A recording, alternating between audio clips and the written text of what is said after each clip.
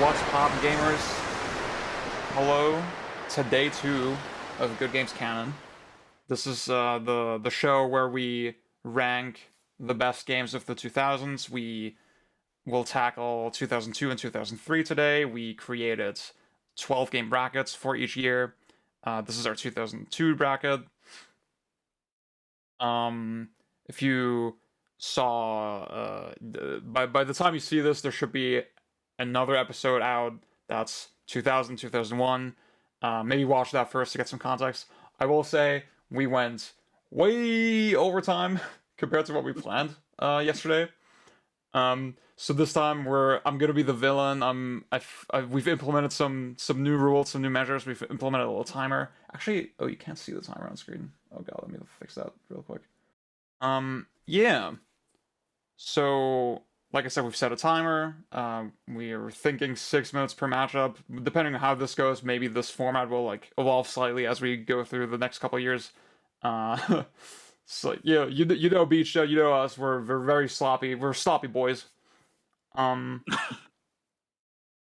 Yeah, but you see it's set to 1 minute currently because the first thing we're doing is honorable mentions. We have a much smaller rounds today. We may have people join midway through again, but yeah, this should be good. I guess I'll start. And I'll start the timer now. So the game I wanna give a shout out to is Panzergruppen Orta, which I realize is sort of a slightly controversial entry in that series. I think there tend to be disagreeing feelings on that. I think that extra dimension of different upgrade paths, as well as different sort of dragon types with slightly different shot types, slightly different movement. It adds a little bit of spice to how things work and makes the solutions to every encounter a little more opaque without being very prescriptive. Really great presentation, really great flow and energy, great soundtrack. Yeah, I like that game a lot, and I think it's a really easy one to jump into. Which it's not the most accessible series, so I think that's worth something. Yeah. It's backwards compatible too. Exactly. Yes. And I think it's 4K as well on the new Xbox, which is pretty sick. So, Ryan, I see you have Morrowind nominated. Yes, I do. Specifically the Xbox version, right? Oh, of course. Oh, I mean, this is like a very strange game to try and recommend because, arguably, it's like very shitty. And I guess at this point, it has like a notorious reputation for being sort of obtuse and hard to get into. But it's like something I really have a hard time describing about why I like this game. It's just like, I guess, like the personality it has in sort of being this very strange game on a lot of levels, like in terms of like the worlds, but also just The very big mushrooms. silly like situations and like sort of unbalanced gameplay and everything that sort of portrays. Oh yeah, Raph has the jumping gif in the chat is very iconic. Yeah, I think you just have to play it for yourself if you can stomach it. Yeah. So we have a couple more. We have this a list. You guys can't see it, but Evan wanted to give a shout out to Jet Set Radio Future, but he's not here right now. Luna wants to give a shout out to Hamtaro Ham. What's the rest of the title? Ham Heartbreak. I think I actually played that a little bit. That game is cute as hell. That game is super charming. Has really great sprite art. I think it's a GBA game, right? Yeah, GBA game, phenomenal sprite work. Yeah. Sick. So maybe John, Hapaka, do y'all have any games that you want to give a shout out to? Oh no, that was a bad year. Yeah, I wanted to say like we've been doing a running gag that like 2002 is a dog shit year, and I mean I don't know if I agree. No. It's a pretty decent year. I don't know. But yeah, let's just get on with the matchups. So our first one, and I think this was pretty good seating. Oh, let me change the timer. Yeah, so it's Wind Waker versus Metroid Prime. Both games in the Metroidvania kind of mold. Both on the GameCube, both Nintendo exclusives, and I think they both have sort of strange kind of evolving reputations. Especially really depending on highly depending on the bubble that you're in. I think most of us uh, are not great Prime fans, and like I don't know what the tenor is on Wind Waker in our circle, but like I think Raph, you're a big Wind Waker guy, right? Yeah, I mean, it used to be my favorite game for a really long time. Oh shit. Okay. But it's a weird combination of qualities. I think the most obvious quality is its presentation, its soundtrack, its aesthetic, it's the sensation of being in this really bright, sunny, beach gen kind of world. Um, has phenomenal pacing for the first like 3 hours, and then it just falls off a cliff. It turns into this extremely prolonged fetch quest sequence that is painfully slow. It's painfully obtuse, but I still love it. I think it's a cozy game. I think it's beautiful. I still really love Zelda, but I totally understand why people hate this game if they do. Yeah, I think I've personally warmed sort of to the vibe of this game a lot, but it coined what I refer to as the Wind Waker problem, which is it's this insane open world, right? That's massive, but it's not actually worth exploring until you get all the items, right? Because everything is very lock and key. Um, and I think Prime ironically has a pretty similar issue where it will it will give you ostensibly all these sort of branching paths that you could theoretically explore. But then most of them just turn out to be dead ends until you get the respective item that you need. Um, maybe Ryan, I'm not actually sure what your Prime bit is. Are you a Prime Stan or a Well, Prime Stew? I I'm don't pretty know. much just like Raph, where this was my favorite game for I feel a that, yeah. while, and I think now, I mean, it's still in the top 10 for me, but I definitely have warmed up a little bit to people maybe being less keen on it. Mhm. I think I'll still bat for like it as being a very viable speedrun game, even if you don't involve yourself with any of like the out of bounds or crazy movement glitches. But like there's still a lot of depth there, both in like sort of the crazy movement shit you can do, at least on the original version, which is what I've owned. So I have Mm. that experience. Yeah, NTSC, And right? also just Because PALS makes all the it's changes, right? like Yeah. NTSC 1.0, because even later GameCube releases patch stuff. But yeah, Mm. it's like um sort of blending this very interesting movement with sort of like taking advantage of all of the detailed environments. And again, I think like Wind Waker, like in its own way, it still sort of has a reputation just for being this technically gorgeous game that also is like constantly pretty much always running at 60 FPS, which Yes. is really cool. And I think my last point, which is something I think it's like, yeah, there's like the hint system and sort of scanning can be seen as a bit pretentious, but I still sort of appreciate the way that a lot of the guidance in game is like still handled in this very diegetic way. Because even with something like the hint system, it'll point you in a direction, but it's still very vague. So, uh, a lot of like the moment to moment gameplay is still, in a vacuum, right? Like you're sort Yeah. of experimenting with things. Also, randomizers are good. Uh, I need to try that, yeah. I think a lot of the prime descent that I tend to see is mostly founded on, oh, I don't know where to go, and man, these controls, blah blah blah. And I feel like, I mean, I don't want to sort of be dismissive of that, but I do think there's sort of maybe deeper structural issues you could talk about with this game, right? That aren't so I can much get part of that. the conversation, yeah. Yeah, I see another similarity is both these games have sort of like their notorious like endgame fetch quests. I think it's a lot less bad in Prime because movement in between worlds is uh, a lot easier. Like it's technically more condensed, but also there are definitely areas in this game where there is, the joke word routing. But Yeah. yeah, John, I'm curious, do you have a Prime or Wind Waker take maybe? Yeah, with Prime, it was like I felt fucking betrayed when I played this for the first time because I was like, I got a Wii super late, and so when I played it, I was like, oh my god, this is this dog shit exploration game. Um, uh, I'd probably give it to Wind Waker. I also have a weird relationship with that, where that was like the interstitial. Yeah, yawn. Well, that's I don't know if you're yawning at me or like. Well, I was yawning when I played those games. Shut up. I don't know. I think Wind Waker. It's one of those like my criticism is it's cute. Or no, that's my opposite. I think that's its best quality. I think it's a really nice world, and Prime is just like one of those things I'd never want to like think about play ever again. Damn. Okay. I feel like if I crit path both of those games, they get way better probably.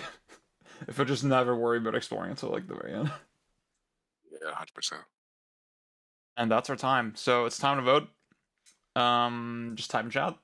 See, I mean, like I said, we're a much smaller round this time, so I'll probably have to vote more often. Again, last time it was just a tiebreaker. The ad has also enforced the fascist rules that the server is known for, and It doesn't matter anymore. I'm ready for it to be over. Just vote. I didn't. I don't even. I'll abstain, but Okay. I don't. But Okay. I guess I can't abstain because we only have so very few people. yeah, so make up your mind. The problem is I Man. haven't played Wind Waker in a really long time. I've played Good. Prime in a slightly less long time. I mean, I'll do Wind Waker just because. Okay, then it's up to me. Oh my god. I guess. Yeah, man, this is such a mid off like. This is very, yeah. Which game do you want to be destroyed by RE1? Oh yeah. Wind Waker's Running more the beach than wolves. vibes. Yeah, you know what? I'll rev Wind Waker. Fuck it. No. I feel like I would like it more now. Okay, It's over. that's it. It's over. Oh, I didn't. Wait, sorry, I didn't bring my iPad to like draw in the lines. Wait, I'll do that.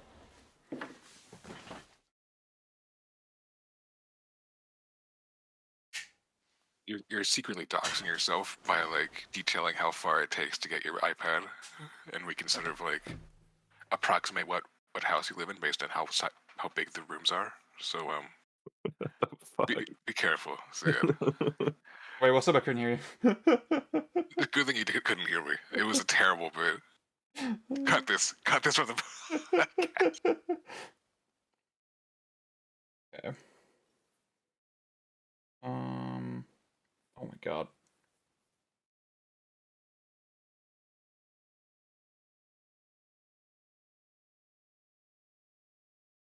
Yeah.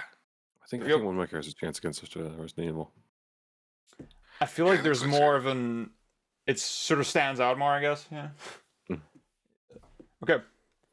Time for Ratchet versus Sky Gunner. I suppose Sky Gunner is not a game that that's one where our listeners might not be super familiar with it. I think John, you're probably our biggest Sky Gunner head, right? Yeah, so Sky Gunner is like this flight action arcade game for the PS2. Really short. It's like you say like arcade game for a lot of titles, and it's like, oh, they have a scoring system or whatever. But this is one that's actually you can finish the entire thing in an hour. A bunch of different characters to choose from. I think Raph has made good comparisons to stuff like Star Fox or Ace Combat. And it's like that with a slightly with an aesthetic that skews like slightly younger. It's very like Studio Ghibli or Yep. Porco Rosso.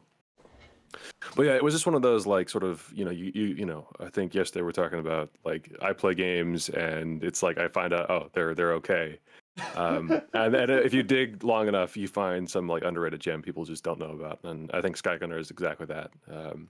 Just really good stage design, interesting scoring system, interesting like resource management, and sort of not a super hard game, but if you are going for score, there's like this thing where you're competing against your other co-pilots, and there are like 3 pilots, and they're all on each of the stages.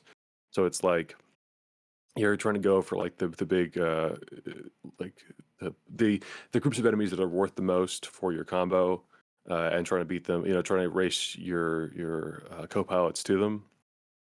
But yeah, I just think this is a super cohesive and I don't know, we're very well suited to the server's tastes, I guess.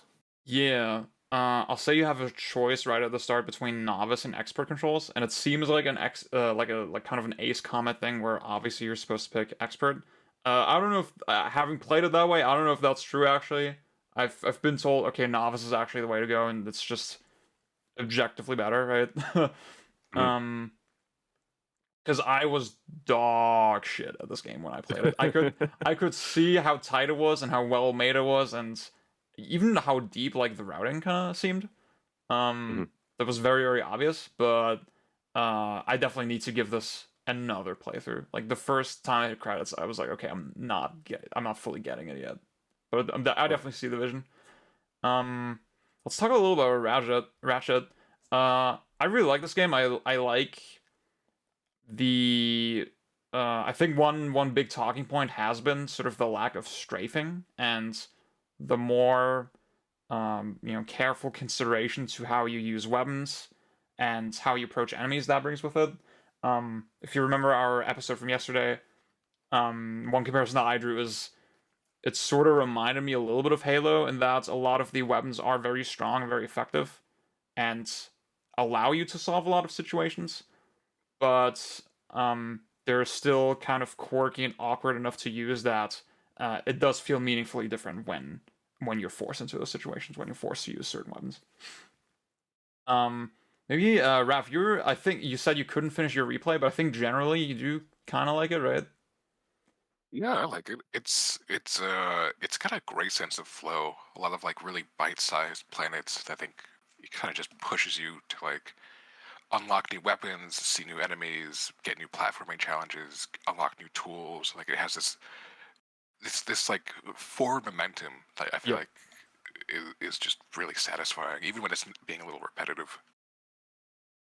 Yeah, Hot Pocket. I think you sampled both Ratchet and Skygunner kind of for the first time recently. I would Yeah. suspect that Skygunner is probably more to your taste. Yeah, I think they're both good games from what I played of it. Yeah, Skygunner is more. It's like Ace Combat, but like kind of yeah, very sort of cohesive, deep game from what I could tell. Really interesting controls that you could take a long time to master while still being kind of a very charming art style and things like that. Uh, I mean, I played like maybe an hour and a half of Ratchet for this call for the first time. I played some as a kid a real long time ago. Uh, but I don't know. Ratchet's cool. I guess it's like it's a very sort of like polished kids platformer type deal with the weapons and it's cool. Like it's not something that I think I could see it getting very repetitive because I'm not gonna lie, I kind of doubt that how much of the weapon differentiation is really a thing in terms of like I don't think the enemies are really gonna be designed for it to matter that much and like things like that. It's just Yeah, you just kind of it's like kind of a little fun stuff you can do. Oh, the yeah, bomb works a little differently, the blaster, and you know I don't know, but yeah, I mean even what I played, I could sense what Raph said, where it's just very sense of forward momentum and polished. There's kind of a lot of different moves you can do in terms of you can like throw your wrench to stuff, and you kind of have some basic platforming things. It's cool. It's a neat little game. I thought when I played it. Also, the music is very cool. yes. Does anyone have sort of final thoughts on either game before we move to the vote? 30 seconds left. Play Skygunner. Even if it doesn't like clear, I would say like this is like a really excellent game. Yeah, there's definitely one where that needs more attention on it, I think, yeah, for sure. I think Very easy to something recommend. that's really pulling Ratchet down is his obsession with VTubers. Um, it's it's a little weird. He's a little young for that. Is what I'm trying to say. You I know. think in this day and age, I can really respect a game from so long ago to have like such a strong anti-capitalist slant. It's really No. punk in that way. That is so sick. That is so good. Yeah. That and Pikmin 2 and Animal Crossing, right? I think Yeah, the Animal Crossing is I think amazing. the critics just weren't ready for it. Okay. It's time to vote. Uh,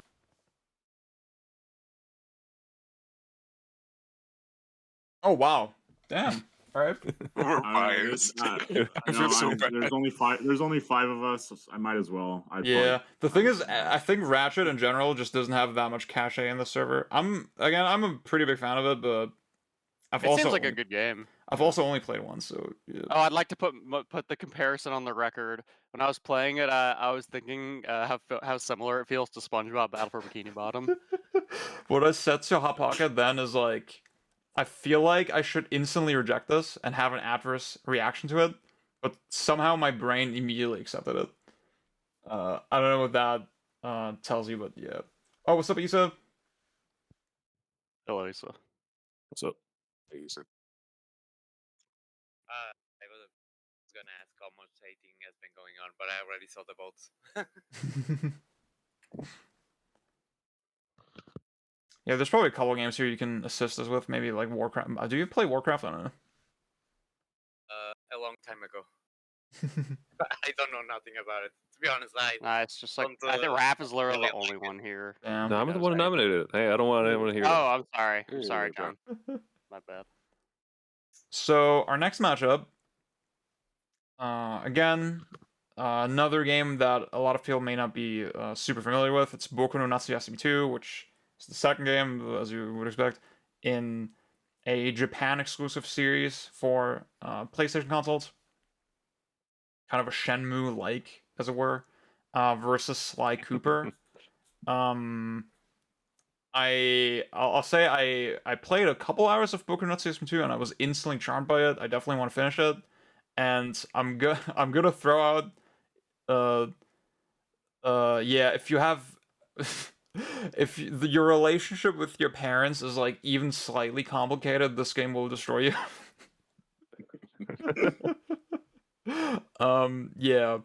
I have not really played Sly Cooper at all. Do you have like big? I think there's like a couple big Sly heads in our server, but like I think most of them are not here. Right? Like, what's up with that?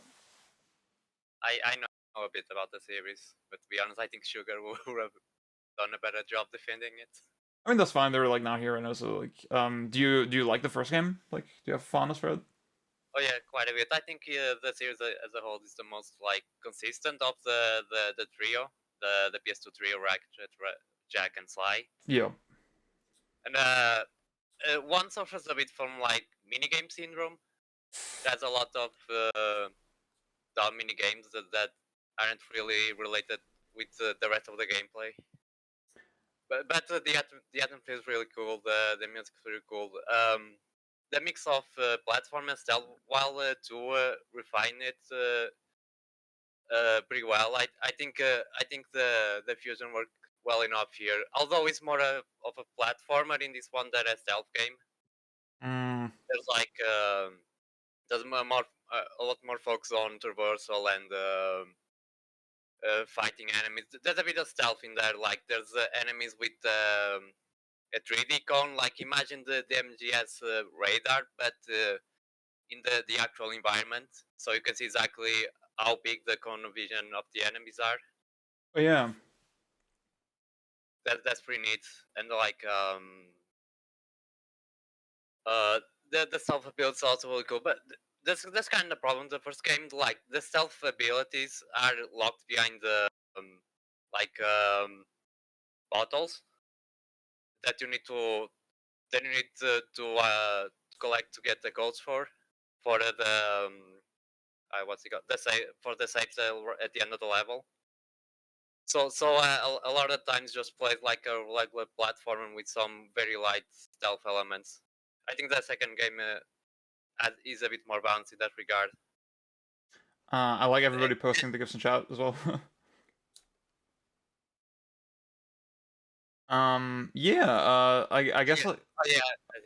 Oh. You can go on. Yeah. Sorry. I guess like yeah, the impression that I always got, like I was told it's a very set piece heavy game with like relatively streamlined mechanics, and that sort of didn't sound like my kind of thing, right? But like I should probably give these games like a more real shot someday. Like I want especially to. compared with, Sorry, I want to go back to Boku. So I think Raph, you played a good amount of Boku no Sesame 2, right? Yeah, I got halfway through. Nice. I got the sense like you warmed up to it more than you kind of expected, right? Yeah, well, it didn't really match my expectations. I was Yeah. expecting like a sort of Animal Crossing, fishing and catching bugs and just digging around in the summertime. What I got was like a shockingly strong family drama with extremely nuanced characters and these sort of interlocking long form character arcs that play out over like several hours of the game. Uh, it was beautifully written, really emotional experience that caught me off guard. It really sort of emulates a lot of these sort of classic Japanese like Ozu movies, like Tokyo Story, whatever. Just story about the hardships of family and feelings of isolation living in a crappy little town. It's a beautiful game. Yeah, I didn't even get to the super heavy stuff yet, and still there's such a. I think sincerity is a word that we get hung up on a lot with stories that like ooh that's like inherently like a positive quality, right? But like there's something so simple and straightforward about how the game kind of carries itself that I really like. Does anyone have like more thoughts on either of these two games that they really need to get out? Sly is really pretty. It's beautiful. It is, yeah. Yeah, but Boku 2 has fixed camera angles. So Yeah, tank controls, bro. Yes. It got tank controls. It's got we need to get rendered environment. We need to get the Boku and Resident Evil matchup. I think that's a lock. well, it's easy now because it can't go up against Prime. It'll be easy win. Sly is fine. It has the chronic problem of a lot of Sony games where like this. Yeah, this is a good like 7, 8 out of 10, but it's not like I don't know. It doesn't speak to the heart. Yeah, like I mean, we talked about Ratchet earlier, and I feel like I'll probably always like Ratchet. Just seems, even if it's simple, it seems just a lot more mechanical, right? And that just appeals to me more. Okay, it's time to vote. Yeah.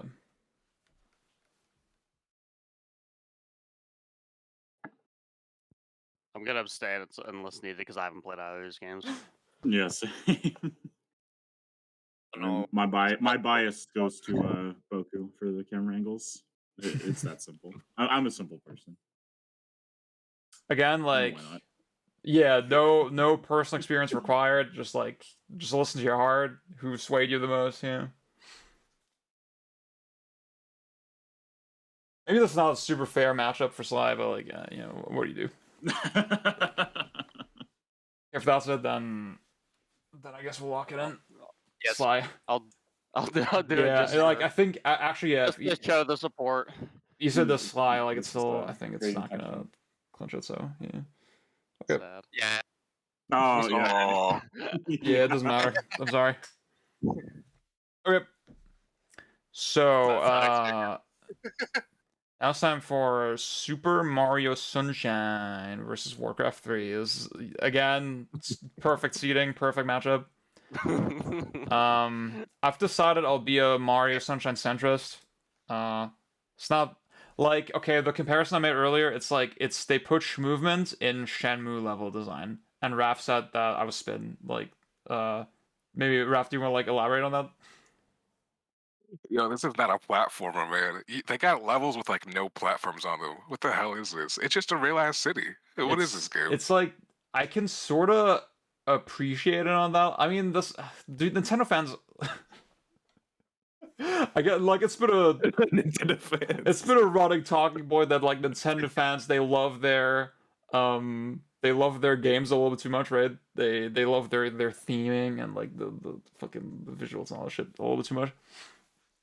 I can appreciate the level of craft that went into something like Sunshine to make it the way it is. But it like the mechanics that it does have, it barely ever leverages them in the level design. It's very flat, very wide. Flood, I think the flood hover at the very least, I think is inherently a pretty lame mechanic. I said Alan should come on to like defend Sunshine's honor. I don't think we have anyone else who would like go hard for this game, right? I've seen a couple of my friends play this game, and it unironically does look fun if you like if you start like playing with the jank and glitches and Yeah. doing like some, like I'm actually not joking. This is like of the platformers I have seen, this would probably be like one of the first ones I would engage with on that level. Well, that's interesting. Okay. I like Sunshine on like a mechanical level, but yeah, the level design is pretty odd. It's like it feels weird to say about a Mario game, but it's probably the most grounded level design. Mm. There isn't the most abstraction in say 64, Galaxy, or even Odyssey. Yeah.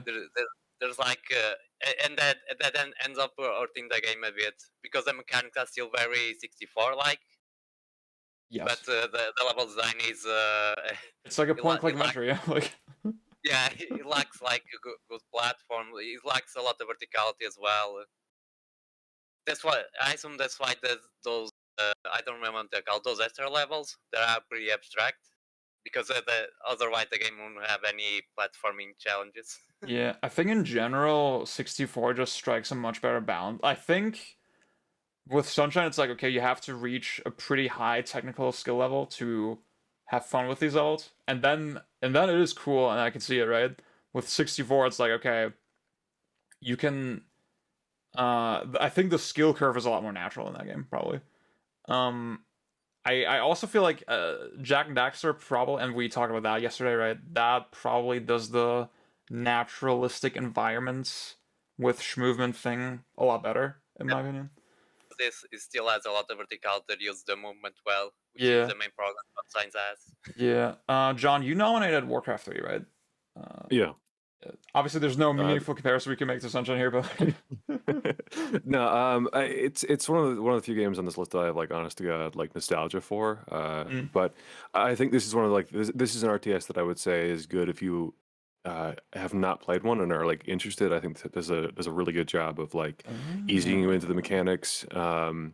And it includes some stuff that I'm like not a huge fan of in isolation. Like there are these hero units where you go and you get loot and your number goes up, and it's like it's like this dead simple system. But it integrates with like the RTS, like building your base. You have something to do when you like in the early minutes of a match. Um, I think the biggest problem with the game is like it's a little too long. I think each of the races, there are 4 races. Each of the races gets like 10 missions. And the human campaign is like the crown jewel. It's the first one and it's the best paced. It's like this really nice balance of hero missions, and then also you get these like kind of RTS or like Blizzard RTS staples. You get the one where you have to defend against this horde of the undead, and then you also get this bonus objective to go and like take some of your units and complete this objective on the other side of the map. Yeah, I just think it is like one of those super cool. When people get like when they wax philosophic about games like not being fun anymore, I think this is probably the one they're thinking about, or one of the kinds of the ones they're thinking about, like this big, very complete feeling game. And I didn't even do like the multiplayer, but I think that like the campaign is like enjoyable enough and fun to click on stuff. Interesting like differences between the races where you're thinking about like expanding your creep. They're kind of like the undead are kind of like the Zerg in this game, and just sort of the relationship that each of the races have with the environment and the economy. I think is really well done. That sounds cool. Like I'll say, like the aesthetic was never really my thing, right? I have a Right. running bit that I don't like Milady Orcs and Elves ass games. But you've definitely sold it to me on that like like the way kind of easier, and as someone who's like a huge RTS noob, I definitely want to try this on StarCraft for sure. Maybe any I don't know how we're gonna compare these two games. I don't know how this makes any fucking sense, but like any final words on either maybe Sunshine or Warcraft 3? Warcraft 3 has a really weird multiplayer because it's like the RPG loot is randomized, so you kind of got like improvised builds in a way that's very unique to RTS games, but also kind of volatile. But it's interesting. Mario to think about. Sunshine Pachinko. Oh, the Yeah, Pachinko is so same sick. idea. Oh yeah, the Pachinko is not even that Just bad. in time. Just in time. There we go. Both gambling games. Oh my god. Okay, it's time to See, vote. exactly, yeah. they're both. Yeah, Warcraft 3 has mods. That's true. Yeah. Warcraft 3 is Sunshine does probably have one of the also most, has mods. Warcraft As a- 3 mod scene is probably one of the most influential in history. Sunshine doesn't have Dota, so I know what I'm voting for. Sunshine. No. Oh, frick. Sorry. Isai, respect. So, No. oh wait, is that a vote change, Raph? No, that's a custom map in Warcraft 3. Sorry. What the fuck So- are you talking about, Raph? So do I count this as Warcraft 3 or do I count it as such a like what do I do? Warcraft 3. Okay, Sorry. okay. Fuck the lead. I mean the Sunshine vote would be more interesting. I do think Warcraft 3 is probably a significantly better crafted game. I feel like Maybe slightly better. You know what? I'll join. Okay. I'll join those. Damn. Wow. Okay. And I have I feel like yeah. I'm voting for the least. For the upset. Yeah, Beach Gen, the quote unquote sunshine upset. Beach Gen cohort Riff. He's probably gonna be happy with us right now. Okay. Also, I think with Warcraft 3, I think it's a more sort of balanced micro macro game in a way that would appeal to me a lot if I played it now. Mm. Wait, no- Wind Waker 1 over Prime? So yeah, so it's just watch the mod later. Yeah. Did So everyone forget this is the this is the Metroidvania part of the bracket, right? yeah.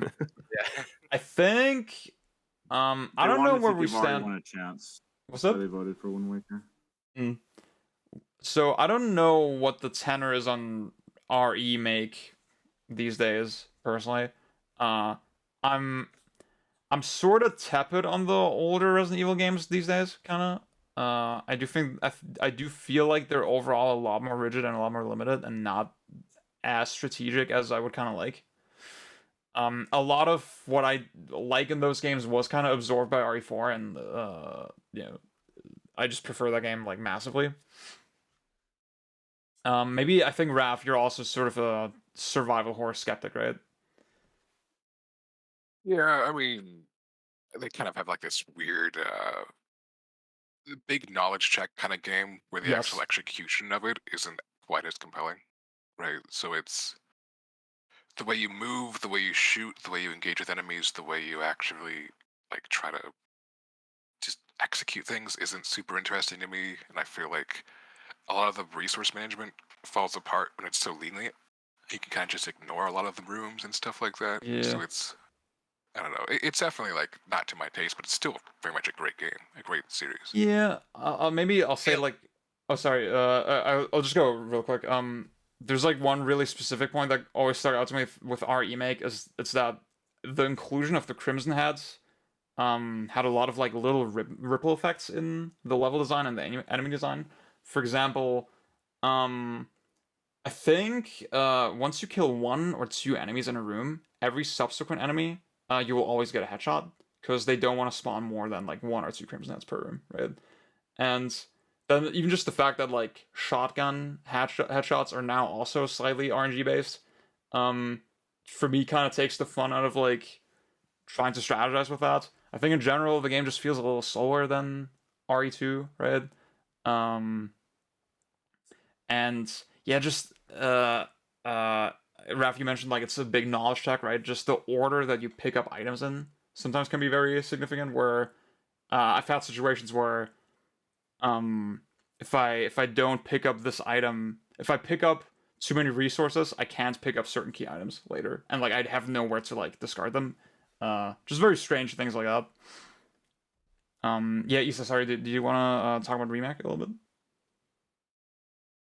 I'm gonna say that the appeal of the series in general is like long-term season making, like which rooms to clear, because you're gonna pass there a lot. In the case of remake, with some is to burn, because you know you're gonna have to go there at least once, and stuff like that. I do think having replayed the RE1 and the remake like back to back, I do find the match in the RE1 flows a bit better. I think the new the remake tend to drag down the pacing a bit and make you take certain turns. Like for example, the thing they had in remake is that the certain door, door knock will get knocked out, and you won't be able to go through one direction. So you need to keep that in mind. But on a first playthrough, where you don't know, it's just kind of feel like you need to go the long way every time. Yeah. So yeah, I do think the matching's a bit. The additions were a bit too much for me, but I still think it's a great game. I think the Crimson Mats were a good addition. That makes you think about your resources better. Like And also makes you think like how to use the shotgun, for example, because there's a guarantee headshot compared to the pistol where there's a percent chance. So you start thinking how I'm gonna use the shotgun to kill the zombie, so I don't have to use the lighter and the was it fuel, right? That's actually not the case Yeah. in Remake anymore. They changed No? that. That's what I meant earlier. Like, if you aim at the head with the shotgun, you might still not get it. You might still not get the head explosion. I had the idea it was still the same. Okay, Yeah, then it's never like that's how it was in the PS1 games, and that they changed that. And that's the thing. I see why, because they didn't want to defang the Crimson Heads too hard. Yeah, I think they wanted you to use the new system to make sure they don't Yeah, spawn. but to me, it's like, well, to me, it just sort of it makes the weapons like way too similar, right? And like, I don't know. Mikami Wash. But yeah, Ryan. but yeah, Oh, sorry. yeah, what, Ryan, I'm curious if I'll you have like more RE takes, maybe.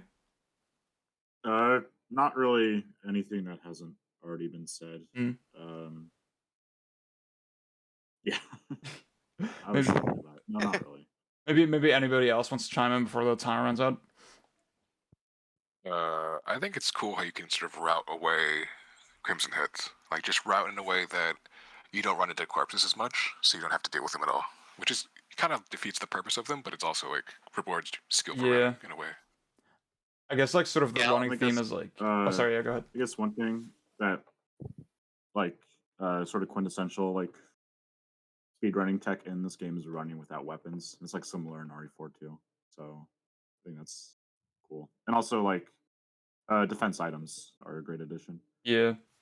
forgot about those. Yeah, I guess like the running theme for me a lot was that they have to come up with a lot of little hacks to, get past the inherently kind of limited structure mechanics, right?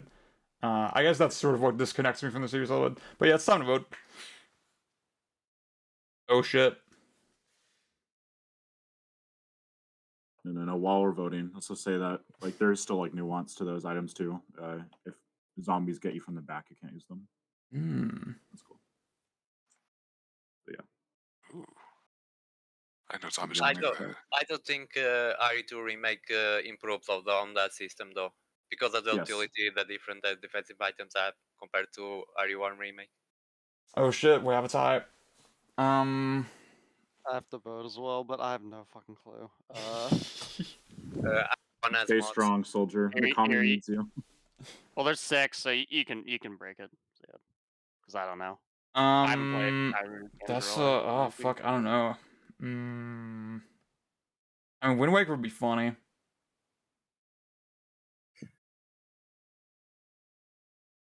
Shit, I don't know. This is so hard. Do it for Jill. The thing is, like, the thing I was thinking about is that, well, our previous bracket, the top 4 was like, I think for 2000 at least, the top 4 was, the first 4 games, the high seeded games. I was like, well, maybe just for variety's sake, just get, get a little. I think if RE wins this one, it's like it's definitely in the top 4, right? Like, Yeah. Yeah. Then Wind Waker. No. Okay, no, Yeah, I'd rather have that's- RE there than Wind Waker. Let's go. Yeah. I think RE1 versus Kingdom Hearts 1 or whatever wins will be more interesting. Yeah, I can't have like the mark of shame that is like being generic GameCube fan, like it's... Oh no, you're picking between 2 of the most highly beloved GameCube games. That's crazy. Yeah. Yeah. I mean, You're picking between all 5 of them. You're not beating the allegations. All John. So it's time for Skygunner versus Kingdom Hearts. Halpocket, you said you had the impression that Kingdom Hearts 1 has a very contentious reputation. Maybe I think you haven't played the series that much, but maybe what gives you No, that impression? Played the game 0 amount. I don't know, but I've just heard so many people whose opinions I respect being like, "What the fuck is happening with this game?" Just insane amounts of sort of jank and not really, it's like an action game system, but it's not. It's very gimmicky stuff, and there is depth, but it's like, Sonic Adventure 2 tier stuff, like we were talking about with Sunshine or whatever, That's so where funny. it's like highly obtuse tech and things like that.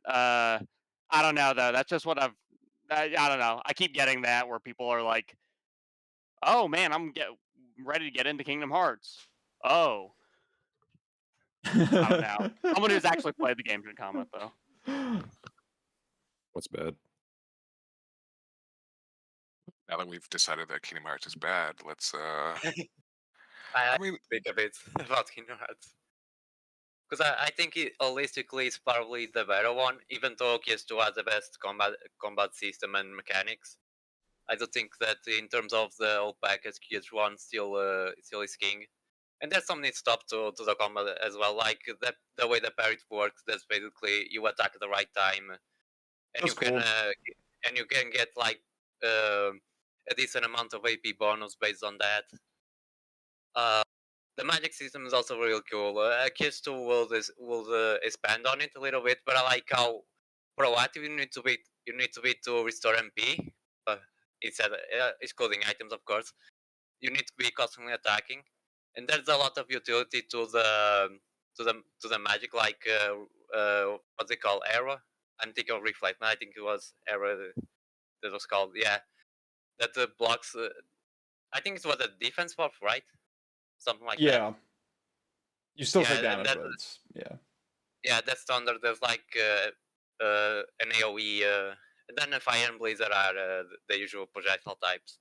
Like I said, Case 2 will expand on it and make it more better, but it started with Case 1 in my opinion. Also, the worlds are I think are very well designed. It's probably the best level design in the series, even if there's some meme ones like Tarzan, where you basically have to do a loop every time and do like the dumb sliding minigame. And then then you got some very annoying platforming section with the vines that don't magnetize you that well sometimes and you just fall. yeah. I think yeah. I like to refer to like Deep Jungle as the worst level design ever in a 3D game. That's probably like way exaggerated, right? But it's a funny meme. I think generally sort of navigation and orientation. I guess if you like I mean we've all seen the Biden versus Trump Kingdom Hearts 2 video, right? Like it really the KH2 is just different Disney wallpaper. It's flat ass hallways, pancake worlds with different Disney wallpapers, right? That is insanely true.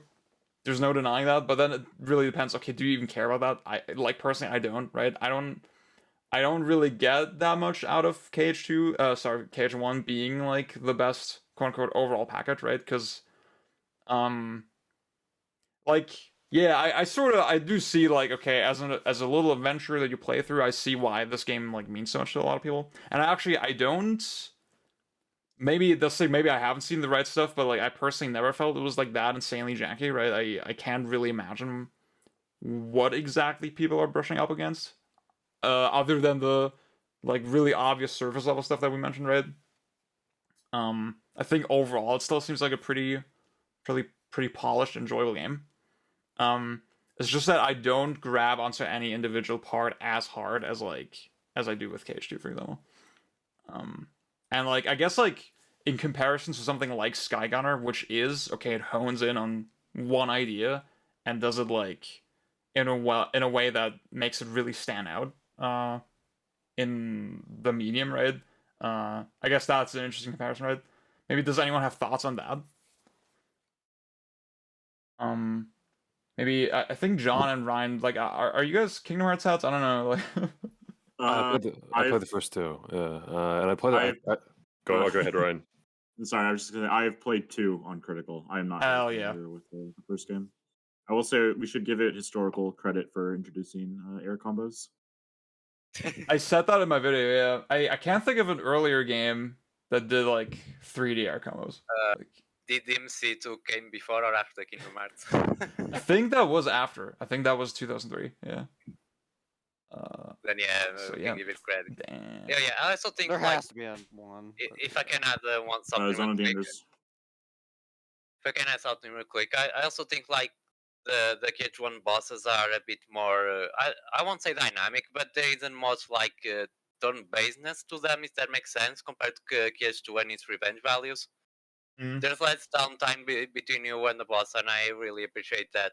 It's something with the series we'll try to find a balance, because the way GOOD system works, of course, they had to create a system that will allow you to use all the new tools, right? But I think they went a bit far sometimes, especially with the bosses. Oh, that's the timer. Right on time. There we go. You have to.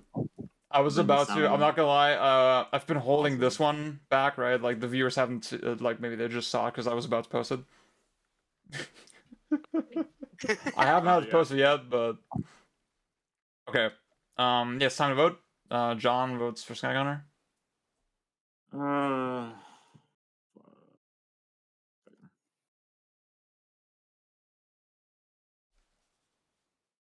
Yeah, personally, I definitely want Skygunner to take this.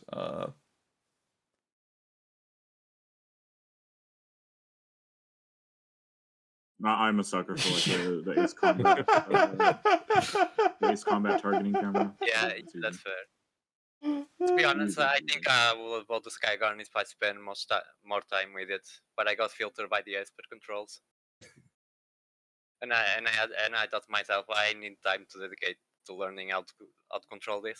Yeah, it's funny. Like I stuck through it, and I was like, okay, this is not worth it. You should just pick novice. Okay. I hate childhood whimsy and joy. That's why I want- picked I want Skygunner. Kingdom Hearts Have you fans seen to. this art style of Skygunner? No, I think that is mature whimsy and joy. actually I Yeah. totally get that. Yeah, Skygunner is like whimsy and joy, but for adults. That was total bullshit. But No, I totally get it. No. I see the vision. No, Yeah, we yeah. know you hate your childhood. Yeah. You were ironic, and then it ended up being true. But as far as I know, this one is a true battle of positive vibes. Yes. So I have not played Tulip. It's literally on my backlog for this year. I think Raph, you've played a good amount of it, right? Did you finish it? Yeah, you know, I replayed it actually. Played it twice Yes, a couple months ago, and was shocked at how much I no longer enjoy it.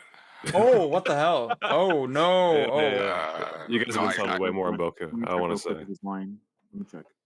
Heather had a whole. Tulip. Sorry. Oh, No, go ahead. okay, yeah. Holy shit. So Heather really wanted us. She wanted to make sure that Tulip wins over Boku. And I think I don't know. Raph, did you say like, yeah, don't worry, we'll do it? And now you're stabbing her in the back. Oh yeah, no, I'm a conservative now, so I'm no longer progressive. I refuse to acknowledge our friendship with Heather for exactly 5 minutes. It's you know, it's a cool premise. A kid moves to town, he falls in love with this cute girl, and she's like, "Nah, bitch, you're poor," and you gotta like spend the entire game making money, building a reputation with people in the town, making like a better connection with people you see. Like Heather talked about in her review, a lot of it is about shockingly grounded portrayals of people who are sort of stressed or depressed or dealing with some greater vice in their life that's holding them back from their happiness, their family, their hobbies. It's a shockingly depressing game that I think a lot of people can relate to with its characterization. I won't spoil who any of the characters are, what their stories are, but like I think everyone can play the game and see something they relate to. My personal issue with the game is twofold. One, I think the gameplay, the point and click gameplay, has not aged well at all. It's some of the worst point and click puzzles I've ever experienced. Insanely tedious, time-based puzzles, RNG. Some cases, the puzzles don't have any hints or tips. Sometimes they're literally raw trial and error. Keep inputting sequences until it might work. Top of that, story-wise, while I appreciate the themes, I appreciate the tone the game is setting, I feel that a lot of the characterization sort of starts and stops at the initial concept, right? It has this really interesting outline of a character, but those characters aren't properly fleshed out in a way that I feel makes them more empathetic, you know? Like, it's hard to get into without spoiling it, but it's Yeah. like, here's a person, here's their backstory, and then here's their story, which wraps up in 2 minutes. You know, it's very much like here's a concept, and boom, boom, boom, it's over. So yeah, I'm negative on it. The puzzles, the majority of the game is just puzzles, and they're all really bad. So Damn. like horrendous. We should also attribute us the translation for this game is absolutely notorious. Like just Notoriously bad. straight or... up like garbled sentences. At Oh some points. no, It's pretty bad. that's actually awful. Yeah, it's. I think for the kind of game it is, that's probably like kind of a big mark against it, right? Like, Yeah, I mean, even Heather was like, "Play with the guy." see, I mean, I'll say I put like a siren type situation. Damn. It's just like I a played it for a quest little bit. situation It's good. where the hints are just wrong. Yep. I'll say, Amazing. Raph, I did play a reasonable amount of Moon, which is an earlier game by Love the Lake by the same developer, and everything you said sort of kind of mirrored my experience with that game, where like the theme of it, like on the surface, is very interesting. The like I really appreciate and respect what it's doing, but just yeah, just moving yourself through this world and like hitting all of these event triggers and like just the rigidity of that. I think it spends so much time on this and like it leans into it so much that it does kind of it does color the experience of the game just a little too hard. Yeah. Yeah. And I definitely got the sense that, okay, from your time, you didn't even finish Boku yet, and it seems like you're already like appreciating it more. Oh yeah. Yeah. Boku actually, like in a shorter period of time, has done more for its characters than the entirety of Julep. Damn. Okay. Dude, Heather's gonna hate this. I'm so sorry, Heather. I love you. Bye. I do love the little tulip guy. That is true. It's awesome. John, do you want to say something? Also, you hop on the swing set, and after that, it restores your health. That's pretty sick. Again. Doesn't Boku no Yatsume also have like a timer or something, like a 30-day limit? Yeah. Well, sort of. The mechanic there is also that time only passes when you transition into a different. Yeah, scene, between right, like a screens. different If program you could background. stay on any given screen forever, but then the in-game clock like increments whenever you when you leave the screen. That's cool. It's like Pentiment. Ooh. Oh yeah, I had a bit where it's like, Boku no Natsuyasumi is actually Disco Elysium pilled because it has the same it has the same timer system. The coming of age of a communist. Is that what it's about? Yeah. Tulip sounded kind of capitalist to me, not gonna That's lie. easy. Okay. Oh, I wish it was capitalist. It's actually like very anti-capitalist in its theming. But, Oh damn. I almost typed tulip. Oh my god. Oh, there we go. we need to give Heather a win at some point though. Yeah. I mean, it's her fault. I'm voting for Boku 2 instead. So she really made her own. Dude, she gave that game a 5 out of 5 as well. So like I don't. Okay. She'll do the thing Stop where. replaying games. Yeah, she'll do the thing where she gives like she'll give Alien Soldier a 5 and she's like, this game is dog shit. Yeah. And to be fair, a Gurega fan. Yeah. Can a Gurega girl and an Alien Soldier boy really fall in love? I don't know. But it's okay. We'll let Bangayo Spirits win 2008. It has to be. It has to be. Okay, we got 3 votes for Boku. Does anyone else want to throw in a vote? Maybe Hot Pocket or earlier Hot Pocket said or it stands. I'll vote Tulips just for solidarity's sake. Actually, Since, I think it can't even make it anymore because okay. Well, that's it. Cool. Okay. Next matchup, it's Warcraft 3 versus Doranpachi Daioju. Oh my god. What is this? By the way, I forgot to put the box art on screen for the viewers. This is true. This is great box art. Great Chula box art. This might be one of my favorite box arts. This is so sick. But so is Boku 2. It's like they're both beautiful. Yeah. It's so fun. It looks a lot like the Eco box art.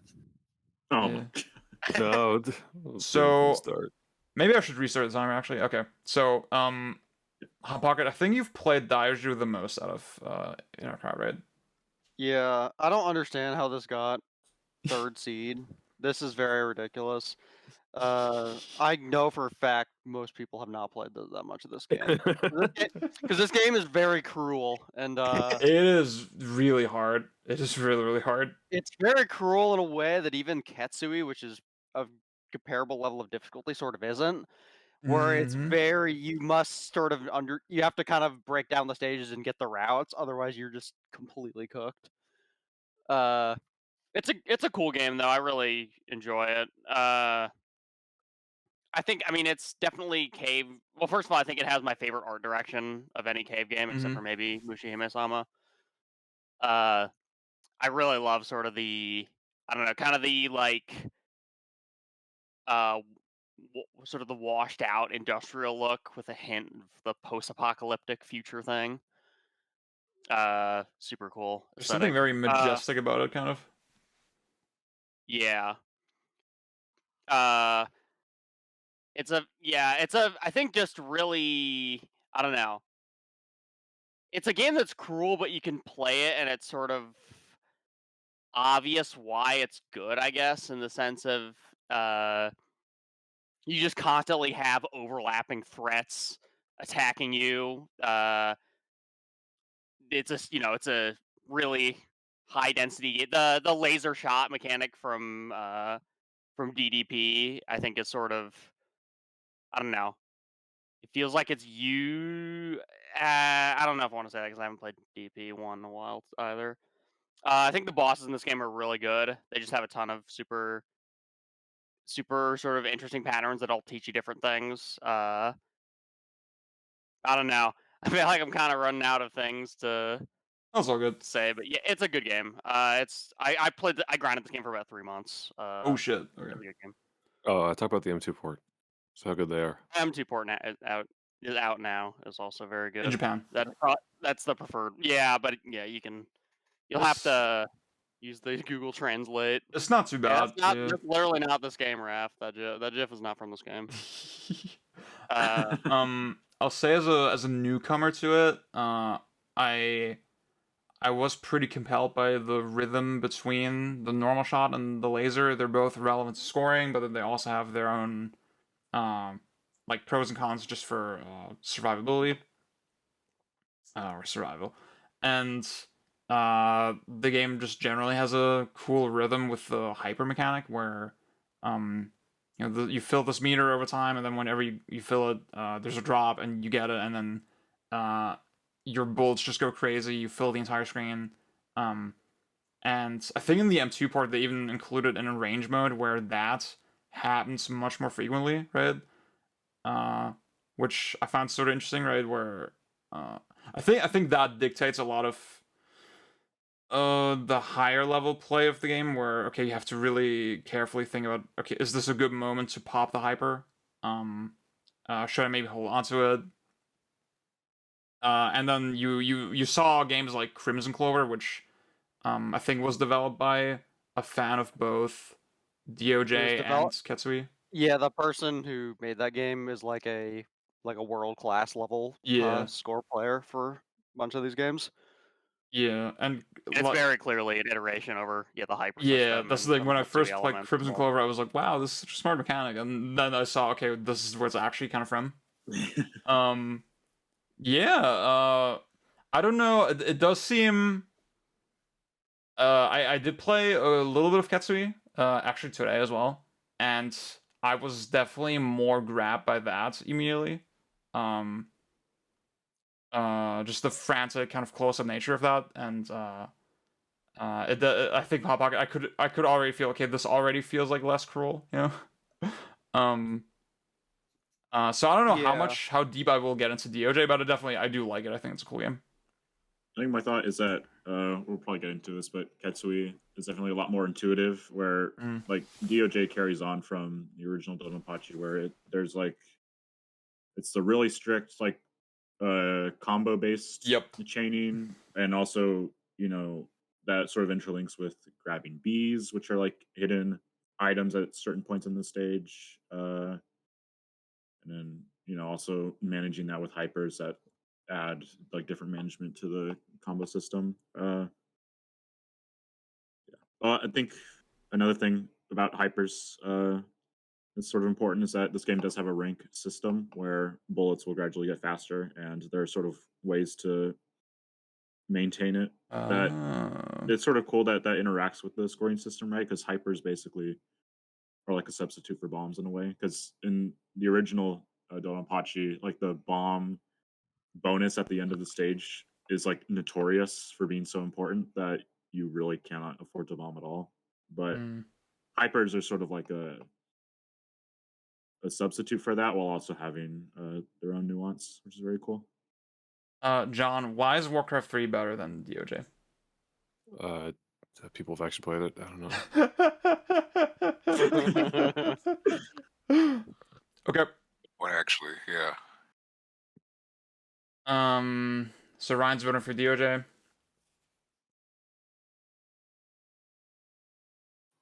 Yes, I should. This is where I should publicly confess. I've definitely watched this game more than I've played it, but I still think that like sort of the appeal of like the patterns is always sort of like immediately understandable. Yeah. I really love some of the patterns in this game. And then also, of course, there's a lot of replayability because there's like the different ship types generally, and then there's also like the focuses on shot and laser and whatever. Even if it's probably not as balanced as it probably should be. Warcraft 3 really has blame Dota. people It for- sounds like a point against it, or is that Well, you know, a vote for I it? wouldn't blame. I wouldn't I blame. mean, anyone BS for voting BS for is fun. either of these. You can get 6 bombs with BS. I assume that's a okay. Wait, that's 3 for Warcraft 3. Yeah. Right? All right. That's Upset, Yeah. the upset. Let's I'll go. vote- Let's go. Okay. Oh shit. All right. All right. Okay. That's awesome. I voted That's for awesome. Wraith. Nice. See, we're beating. I mean, fuck. I think DOJ. It would look cooler on a 5x5 here. Yeah, that's depends on that's which, how I render vote. you That's how I Warcraft- vote. Well, they're all the cool Warcraft 3 renders. You can find them. Orcs and elves. in the remake, you know. Look, DOJ ball chart DOJ. too, so. DOJ is a lolly game. Come on, we don't want that on the. That is Wait, true. Bro, I that was is- I was hoping no one would say it. Oh, damn. You see that shit like for like 2 frames in between. You get like a level transitions. graphic upskirt every time you beat a level. So Oh, the one where she's I like mean, sitting the in the one with with her the head on the short side, that's hair- fucked up.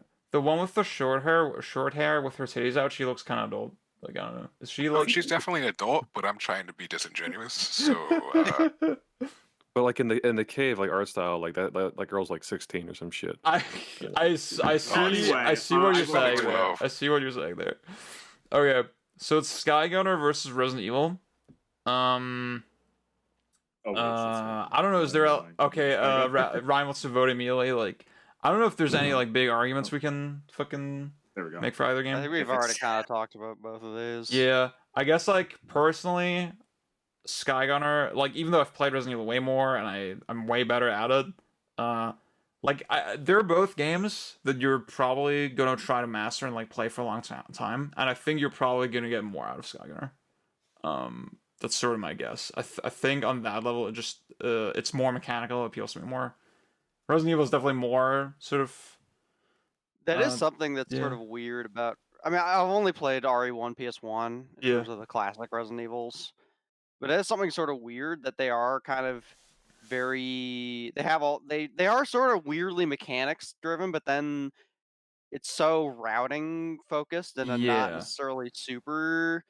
You know, it's a way that probably doesn't hold up over that many playthroughs. That's kind of a very weird juxtaposition to me. That's the thing. I really agree with that. Like, they are very mechanical. Like, mechanics is all you do, kind of. But then the mechanics themselves are relatively shallow. There's not that much you can wring out of them. And then the focus becomes like mostly routing. But then the routing is also, you know, because of how the rest of the game is, it is kind of more rigid than it actually seems at the start, I think. Yeah. Because I know we've talked about what is it, Breath of Fire 5 Dragon Quarter, Mhm. and I know Rav has issues with that game's mechanics, but there at least it's like okay, it's very obviously attempting to serve a purpose for the like overall sort of story and atmosphere and everything of the game. Yeah. And it's sort of, it's a complementary element, I guess. Resident Evil, I guess you could say the same kind of about it, but I don't know. It feels like it's not maybe as much that. I don't know though. I think Resident Evil mechanical appeal has more to do with the environment than what the player can do. Because if you do you aim, you auto aim and shoot zombie, they die, Yeah. of course.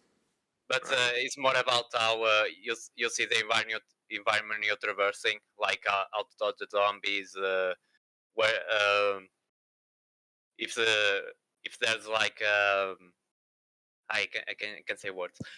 No, it's all good.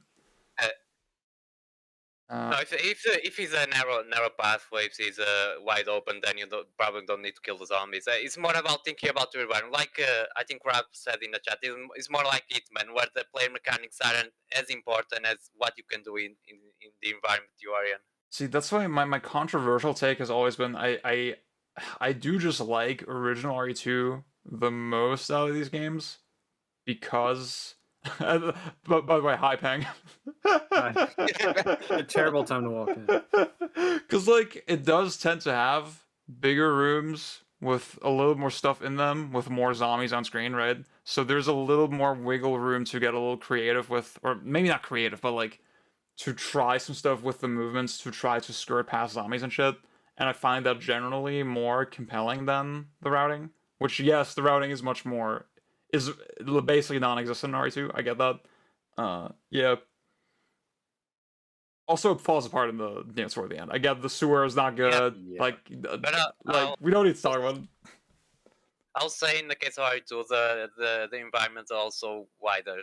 I mean, yeah, there's still some decision making about especially on the rooms that are filled with zombies. Like, do I use all my precious ammo on them, or do I try to sweep past? But there's more wiggle room than it appears at first. The Compared police to station, RE1. yeah, the police station has a lot of cool rooms. Yeah.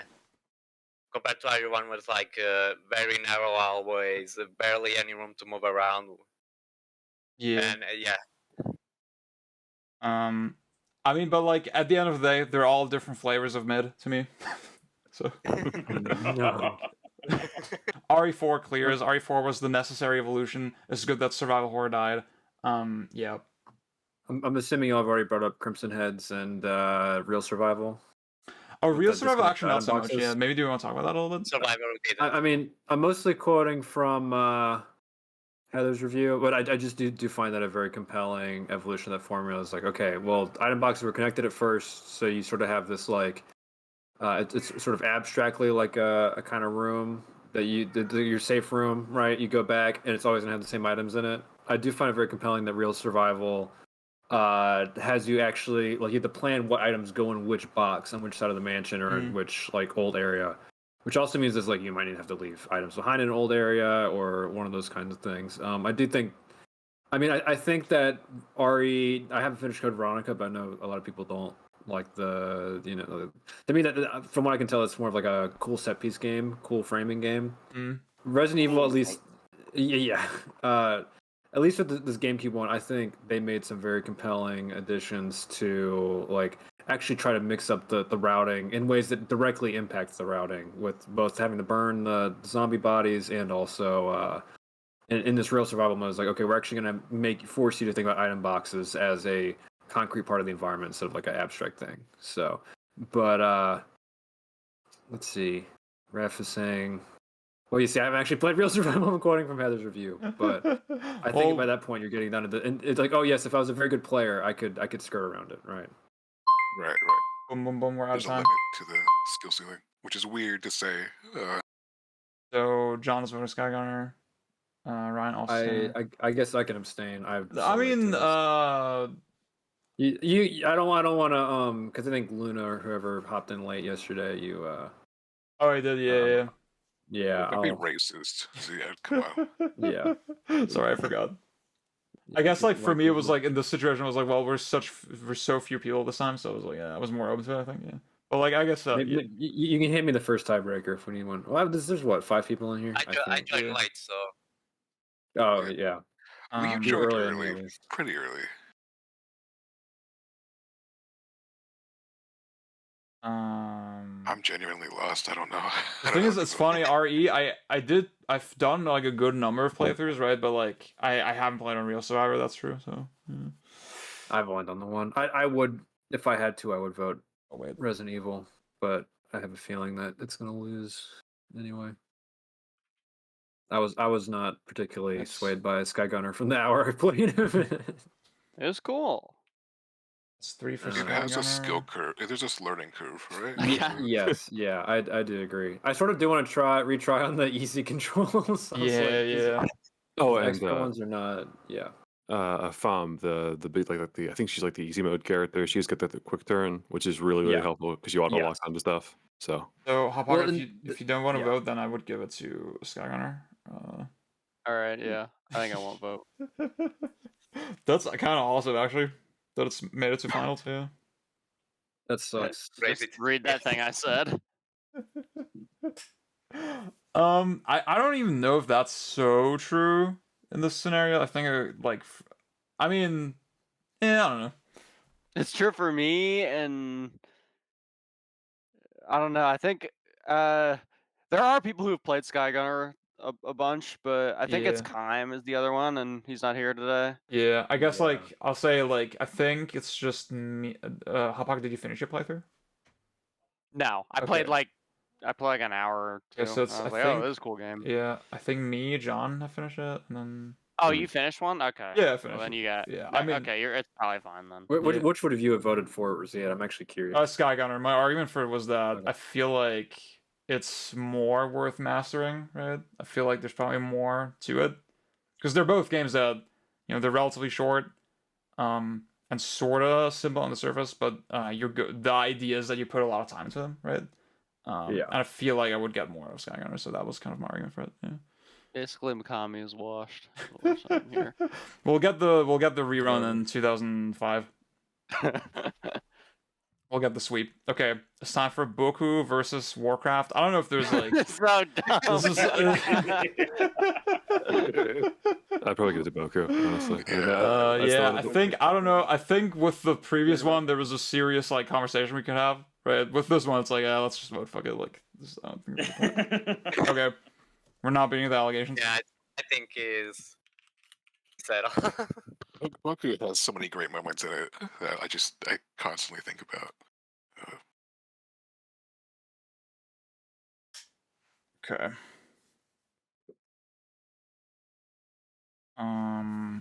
Cool. And now it's time for the finale.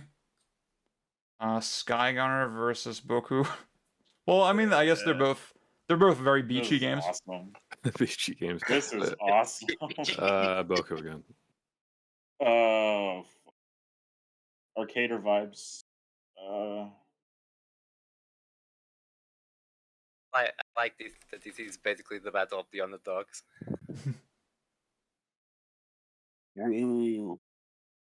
Yeah, 2 for Boku, 1 for Skygunner.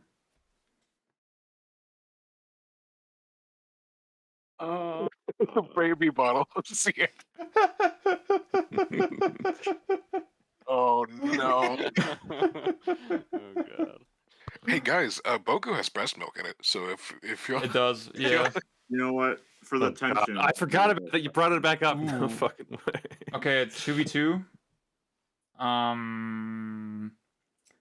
Wait, Issa hasn't voted yet. Yeah.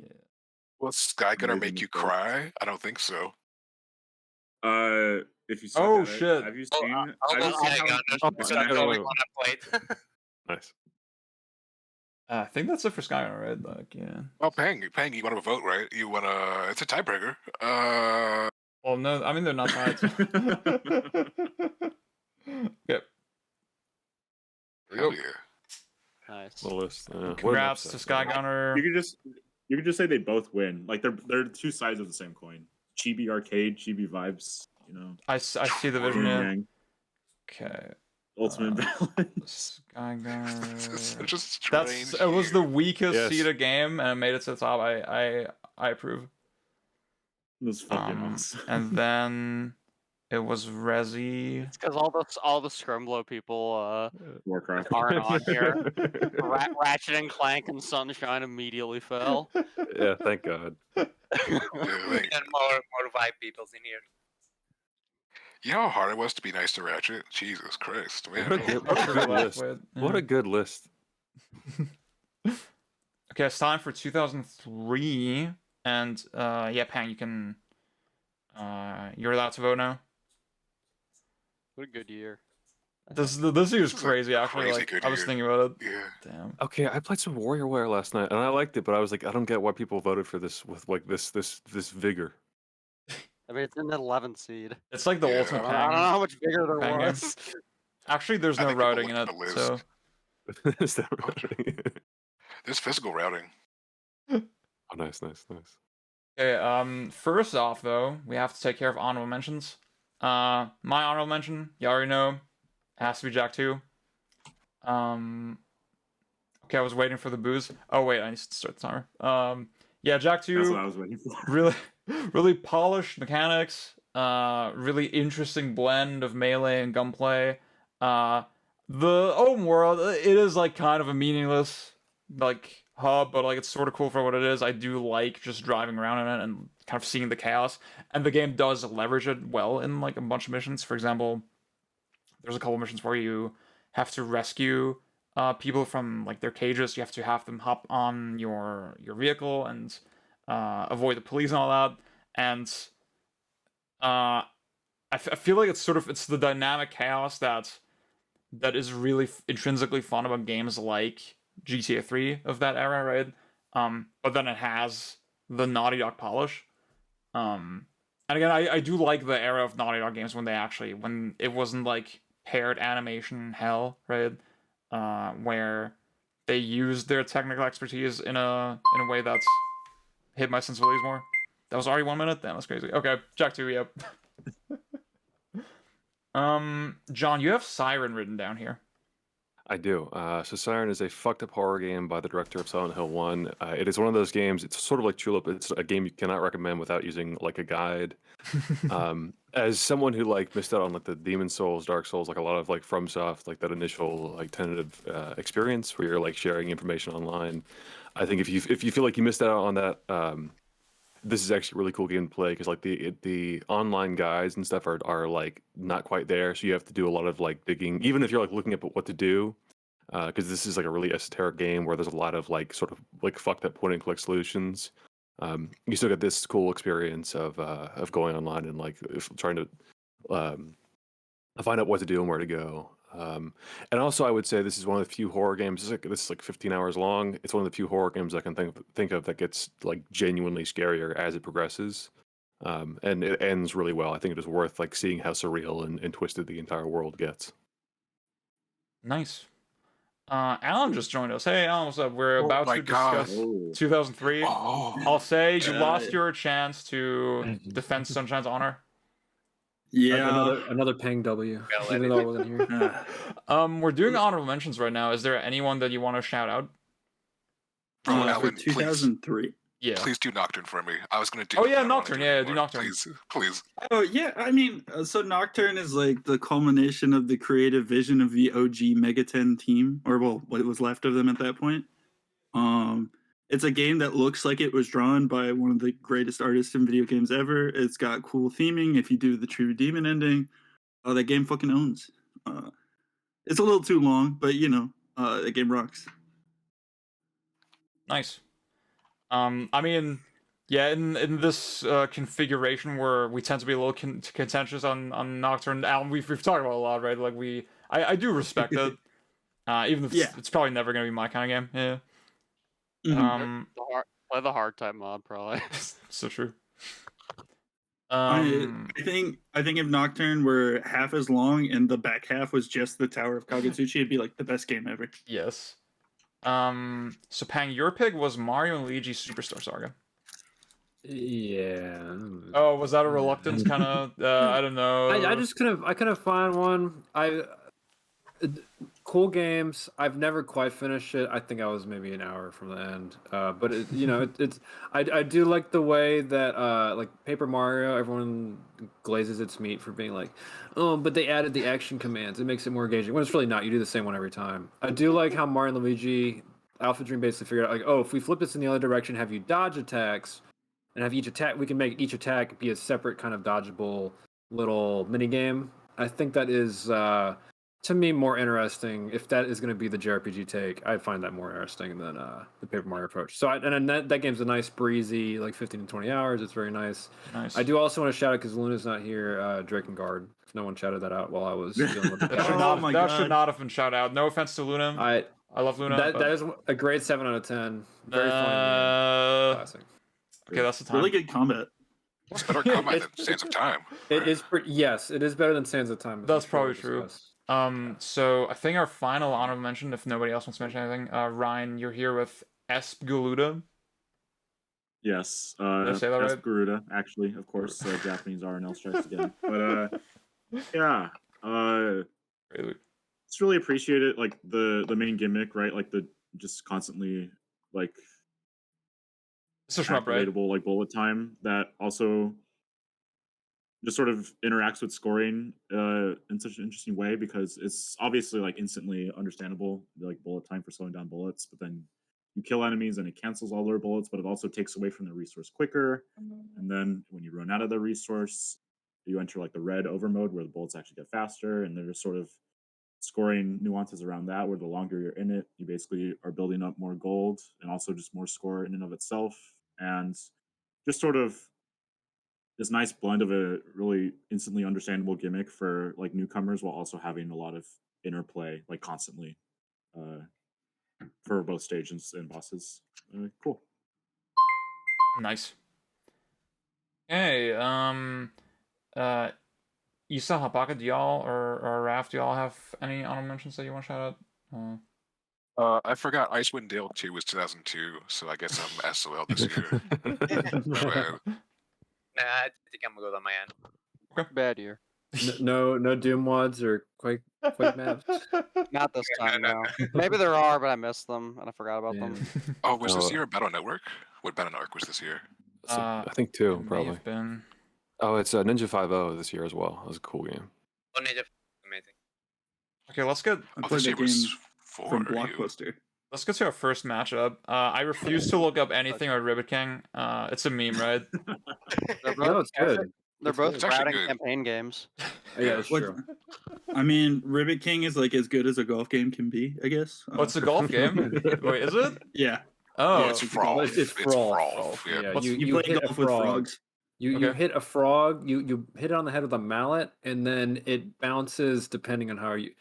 It like bounces multiple times, but it sort of just goes forward depending on how hard you hit it. There's a bunch of cartoony variables you can apply to like shots and the environment and stuff like that. It's a very in terms of like what it is, being more or less just a funny party game version of golf.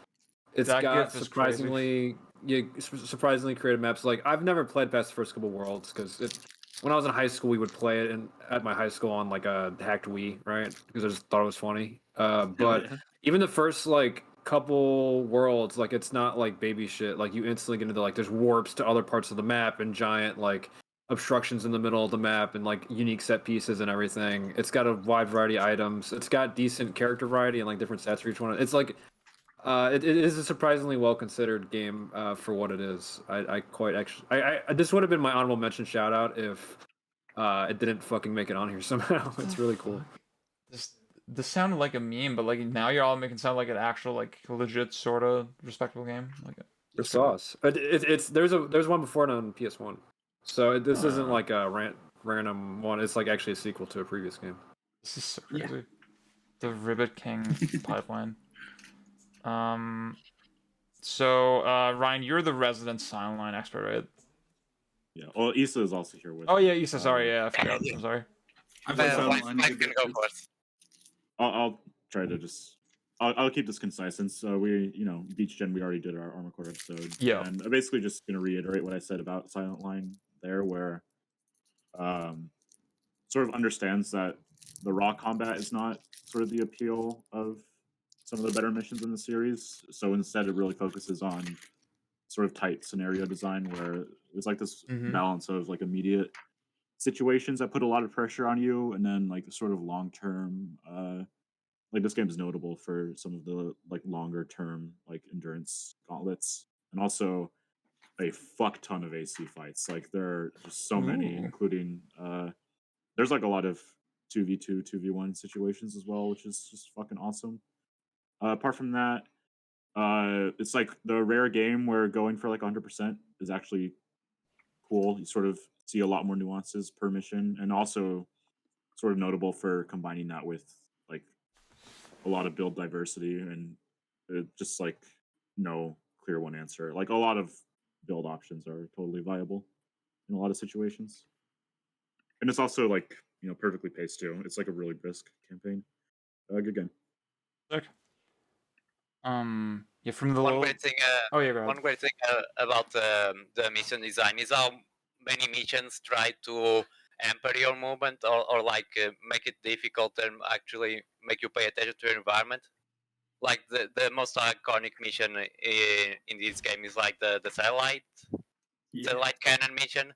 That's specifically designed around you paying attention to your environment and your movement, because you have all these enemies trying to shoot you, but at the same time you have like really damaging laser cannon shooting at you. They can take like 3,000 AP sometimes, depending on your build.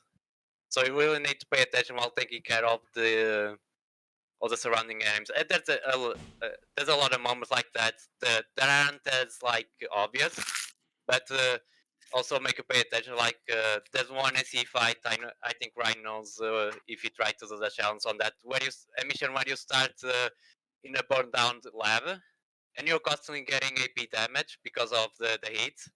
And then after that, you have an AC fight with the new AC type, where the arena is like circular, but there's these little pillars coming out of the extremities. Then if you don't pay attention to how you move, you're just gonna get stuck and get damaged by the laser cannon of the AC. And there's a lot of cool stuff like that about the mission design. They looked at AC3 and thought, okay, we proved the engine, but we actually need to design good missions now. And then it really shows. I think it still has like the most better design missions in the series, alongside AC6. And still maintains a lot of classic like Armored Core like sort of mid mission twists on you. There's one I don't want to spoil that is probably my favorite mission in the whole series. And there's also a thing they got for ATT, but use a lot more inside the line. There's like hidden requirements to extend missions sometimes. That you either need to do it. You need it. No, I'm sorry. I'm sorry. I want to give maybe someone else the floor. I want to give someone else the floor for a sec. Maybe Alan, do you have like you're a big Armored Core head, right? Do you have like thoughts on it, or I think you like Road King as well, right? I don't know. I think all the Armored Cores before this are pretty good, and this one makes them all look like dog shit. The orbital laser mission makes you like look back on every mission in the first 3 games, and you're like, what were we doing? You know? Yeah, it's really good. Not my favorite, but yeah. Okay, it's time to vote.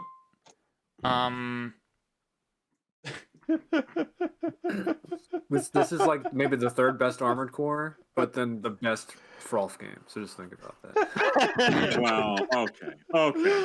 For the record, I'm feeling Ribbit King. This is gonna be my next monkey. Oh yeah, Alan, we typed the votes in chat, so Oh, oops.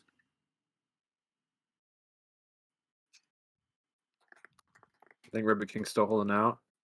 Can still make it. Okay. Oh no, you're not serious. Wait, that's 3 for Ribbit King and 3 for Silent Line. 4 for Silent Line. Oh wait, 4 for Silent Line. Wait. Oh yeah, sorry. Yeah, because of the 2 paragraphs I said. Yeah, okay. Wait, 4 for Silent Line. Come on, Ryan. You like Ribbit That's King, everybody, right? That's everybody. Okay. Well, that was closer than it should have been.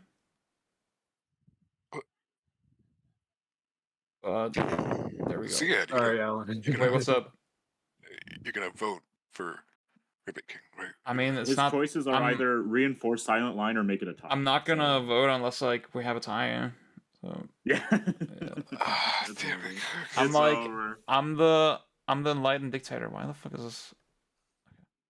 Silent definitely is that thing Alan said, where you play it and you're like, what the fuck were they doing? Yeah. Oh, From It's actually impressive how much of I feel type this job. So Step next up. matchup, it's Silent 3 versus Tony Hawk's Underground. Are y'all It's by the way, are y'all getting feedback on my mic? no, you there's sound like great. It's this crouching. Oh yeah, Yeah, there's it's like a like there's crunchy crunch, but it's like Get it not closer, that. Dorito bag. Just maybe like. So Tony Hawk's Underground suggests a pretty dark game, just like Silent Hill 3. There's a lot of bodily harm in that game. Body harm. There's no meaningful comparison we can make here. I guess I'll say Thug is sort of that's where the jackassification of Tony Hawk starts a little bit, but I think that most people sort of I'm not a Tony Hawk head at all, right? But it seems like people kind of agree, okay, it's like still a relatively what the fuck? I'm looking at what John posted. It's still a relatively okay balance, and it has pretty refined mechanics. If you just wanna combo endlessly, this is probably one of the best Tony Hawks. Yeah, but also when it started to get really gimmicky, like Pro Skater 4 Yeah. already has a lot of gimmicks, but Underground really pushed it. Yeah. For me, yeah, we already talked about like the lack of the reverts in THPS2. That kind of almost is like maybe a point in its favor, right? I like the natural end to combos. Yeah, and I think Silent Hill 3 is like a game that a lot of us are pretty into, right? Pang, you wrote some pretty big you wrote a serious review for 3 and then, you know, equally serious review for 2. Yeah. Well, it's funny because I forgot if I think I probably said this off stream, but 3 is like if they read my April Fool's combat analysis review and then made an actual game. It's got a fucking like block in it. Like they added a fucking block. It is probably like in the wake of the Silent Hill 2ification of like horror games in general. 3 is very just has a really fascinating story and a really alternative take to Silent Hill 3. Very different, very different focus on trauma and victimification that isn't about like the spoiler things about Silent Hill 2, right? But then they also like, oh, but we got a combat engine. So fucking. There's just like the secret ending of that game is based on you just like murdering as many of the enemies as possible. There's like murder rooms just full of like just copy paste enemies all over that you expected to kill a ton of. This is the only Silent Hill game that I think ever gave me any trouble in combat. Like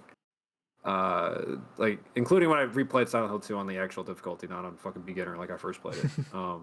But it's a cool game. It's also the level design is also sort of but it is I think also scarier than Silent Hill 2. It is like viscerally, angrily like disgusting. It is, and I don't want to go too much like thematically into it. You can read my review for that, or like many of the other very good reviews on Backlog for that game. But yeah, it's a little. I don't know. It seems like these are both 7 out of 10s. That's my take. So something I said about how the series, despite the simple mechanics, has pretty decent scenario design about Silent Hill 2. I think that holds more true to 3 because it gets pretty dick at that point, but in a way that makes it, in my opinion, interesting. Like the infamous train parts, or there's a very specific room everyone knows. Yeah. If you get in, yeah, I won't spoil it too much, but it plays around with the fact that you're interacting and then making decision where to go, etc. In a way that I personally found appealing. But it's also pretty dick. It's very point and click dick at that point. It's definitely That's the horror. it's definitely a game that I appreciated the depth of the more the thematic depth. The more I played it, right? I do think it takes I do feel this way about actually most of the Silent Hill games, that they take a little bit to get going. They don't make the best first impression. And then yeah, by the time I finished it, 3 did really stick with me. I I didn't feel the reuse of the Silent Hill 2 environment so much. That kind of threw me off a little bit. Yeah. It didn't feel like it did much with that. Um, yeah. Does anyone have like more takes on like either of these two games? Anyone else? I also think That I hasn't also started? think it's like a very good coming of age story from a female perspective, Yeah. which at that time was pretty rare. And like if you read like the imagery and the like, you understand exactly what they're doing. If you have at least any passing knowledge about the female experience, if I Yeah. can call it that. But yeah. Raph, did you want to say anything on Silent Hill 3 maybe, or Tony Hawk? Oh, I was saying, Heather, Silent Hill 3 is a trans icon. If you vote Yes. against her, I know what you are. A bigot. That is true. I mean, we already fucked it with the Tulip thing, so Well, that's why we have to give her this win. Bam Margera and the way he mutilates his own body is like he's fighting back against his own like masculinity. He's basically trying to like. There's so many He- ways he- you he could have shows taken the joke. Like, He also shows the That's a little homoeroticism. He should. No, I'm not. I'm just saying the homoeroticism of Jackass as well. You have to consider it. These are both like. Well, that's gay they're baiting. fighting back. all right, It's true, but it was the it's only time to acceptable vote. for the only That's acceptable way you could do it for the time. 3 for SH3, 4 for SH3. I think that's it, right? Okay, That's it. Yeah, that's it. that's it. No one here's fucking voted. It's gonna be Silent Hill 3 versus Outrun 2. I'm That's- sorry. Sorry, Silent Hill 3. I do like you, See, but I don't, We I don't like need a how... Silent Hill versus Silent Line. If you think about Outrun 2 is also coming up. Okay, time for Sands of Time versus Aria of Sorrow. This is free as Aria. fuck. Can we just say Aria of Sorrow? Like, I don't even know how Sands of Time. How did this get in Like, here? I played this feel- when I was 13. I loved it. yeah. Okay, I kinda- feel it. I It based on a true sorry story. because that I think had a lot to say about it, but it isn't here. Yeah. Aria of Yeah. Sorrow also has like the prettiest video game character of all time. That's Like, so so true. fucking true. Look Someone at has him. the drip. His blue eye line is so hot. The way he pops off of the shitty. Oh god, yeah. Because I believe artists call that contrast. Can you call Arya a cag? You know what? I mean, if it had like more than one move, then I mean maybe two moves if like when you're crouching, right? Like so. It is more of a cag than Lament of Innocence was. now we can call Arya cap because it has actual positioning. That's true. Yeah. If I'm allowed to talk about Arya for a second. Oh yeah. Go ahead. Arya is like my favorite. Even if I had to decide, it's like the soul system is so interesting. Even if it isn't the most balanced, like the raw souls are incredibly broken, and there's a bunch of souls that like overpower everything else. But there's also a lot of utility there, like the giant ghost soul that completely nullifies projectiles. So if you know how that fight works in a series, that's pretty useful. Or like the Medusa that completely frees you in the air. There's a lot of utility stuff like that. I also really like how compact the map is and so easy to navigate. Even if aesthetically it isn't the most interesting castle in the series, it's very mundane compared to a lot of other entries.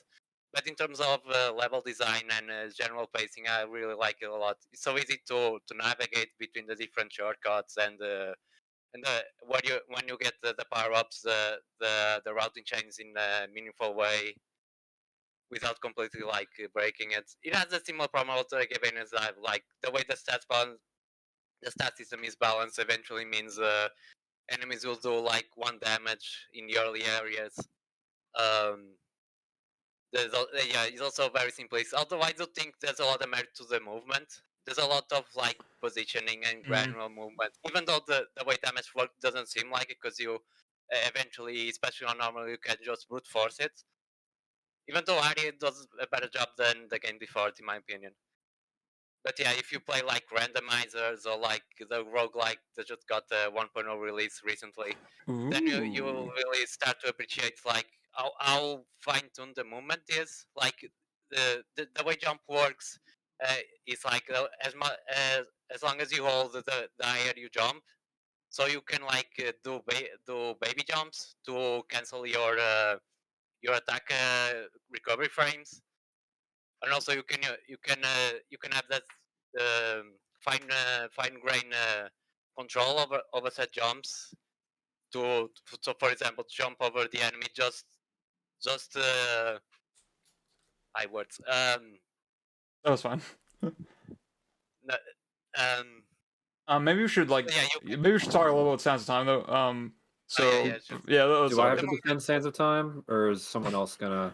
I guess I'll just say really quickly. I think this is a mechanically pretty malnourished game. It's always reminded me of Uncharted, right? Where it's like you're going through this like linear cinematic experience, whatever, and then you're doing the little set pieces. You're doing like the 3 pillars, the combat, exploration, puzzle, like climbing, whatever, right? It's worse eco. Yeah, and y'all, let me not even get into it. Yeah, fuck it. Yeah. I mean, Oh, what yeah, do you Pango. expect from a game based on a movie? My take is the one good thing I'll say about it is I think past the halfway point when you start to get to like the multi-room like big puzzles, that's pretty interesting. It's got a little bit of a Zelda flair, though somehow even more linearized than that game. I know I'm really not selling it here. Combat is atrocious, like we were saying earlier. It is unironically worse than Drakengard. It is also sort of has, I think it's a rapey story or something. I read that on Twitter. I don't really remember it's not good. It's pretty very bad. based around the Western Arabic stereotypes. Yeah, Orientalism, maybe. the romance in that game is very just awkward, and it's like you're walking around and imagine like this usual monologue is like, I wonder if I could get up there, and instead it's like Yuri Lowenthal is like, do you think she wants to suck my cock? Man, I'm so horny for her. I don't know why. It's like, shut the fuck up. I would literally rather like modern Kratos or whatever is like monologue. Yeah, no fucking thank you. There's like never a point where I feel like it treats Farah or Farah, how you say in Arabic, like a real human. And I don't know. It's like I do appreciate sort of how creative the layouts of the rooms get, but then again, like they're like the jump arc is so limited, the way you wall run is so limited. I feel like there's just not that much they could get out of these mechanics. And unironically, the traversal mechanics are probably not any better than like Ninja Gaiden Black, which uses them like a total of 4 times. So that's like a Ninja Gaiden Black. You can at least like pick the point, like pick the height of your wall run, right? Yeah. There's more there. Yeah, this one's free. I always thought the water drinking was cool. He is guzzling cum in that GIF. That is crazy. Okay, but never mind. That's the part. But in Silent Slime favor, it did make save states actual mechanic. True. Well, it's more funny than anything. It is. Because there's still like checkpoints everywhere. This is gonna turn Pang insanely toxic, I think. There's like no. I mean, WarioWare is cool. There's no way, in my mind, that it should like beat out Beautiful Joe. But I guess like maybe Pang, I wanna hear your argument about this first. I think this is another one in like my love of like very it's like a weird arcade game, right? Yeah, it's very arcadey in how like the structure works. And when I wrote my review, I described it as like absurdist, right? It's basically like the gameplay itself is this sort of like set of reactive little micro games that it spits out back to back on like a continually faster and faster pace. And the whole point of the game is basically to constantly sort of like rewire your understanding of how the game works in between these different challenges in order to like just constantly be like agile enough to like solve each one. And the game prevents you from just doing like okay, when I see this imagery, I do this, because as the mini games will get more complex and as you get further like more and more tiers in each of the different levels, right? It'll throw curveballs in like each and every single mini game, such that it's not only just okay, here's the mini game, here's what I do. It's like here's the mini game and here's all the many possibilities that could happen. I need to instantly become like attuned to what could happen in this potential minigame and solve it before it suddenly switches to some other thing. The way it switches context constantly is very compelling, and I find that the minigame variety in this one in particular, before it all became just basically yeah, there's just every single one after this was just hardware gimmicks. This one is much more of a, it's much more meat and potatoes. It's very quick. It's probably like an hour and a half game. It's got a pretty good end game. It's got a lot of replayability. I really love this game. Fuck Kamiya. Like, going off what you said, I do applaud them for like crafting the mini games in such a way where there are actually variables that they can tweak, right, as the difficulty kind of rounds up, right? There's still little, like, they can tweak the speed of certain things, they can tweak the positions of those certain things. So it doesn't just literally become a trial and error memorization exercise or whatever. Yes. Yeah. Yeah, can we have Raph explain how Beautiful Joe is literally a trial and error memorization game? Yeah. No. Because it's not true. You explain I mean, that, right? it is true, but it takes too long. So someone else talk about Beautiful Joe. You just slow zoom punch. That's like the entire game. Like, that's well, Garbage ass game. Jesus Christ. I'll say the slow zoom punch, it is very effective on bosses. They're not the most interesting thing that's ever been put in a character action game, right?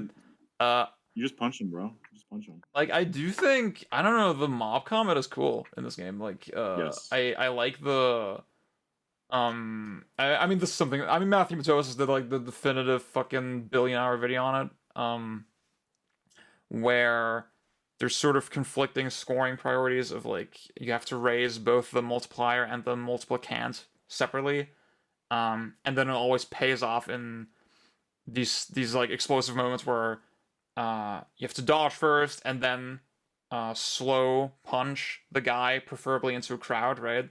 And again, there's like a couple different factors going into this, right? You have to be in a good place with your multiplier, but then also you have to position the enemies in a way where you get the most out of that final punch, right?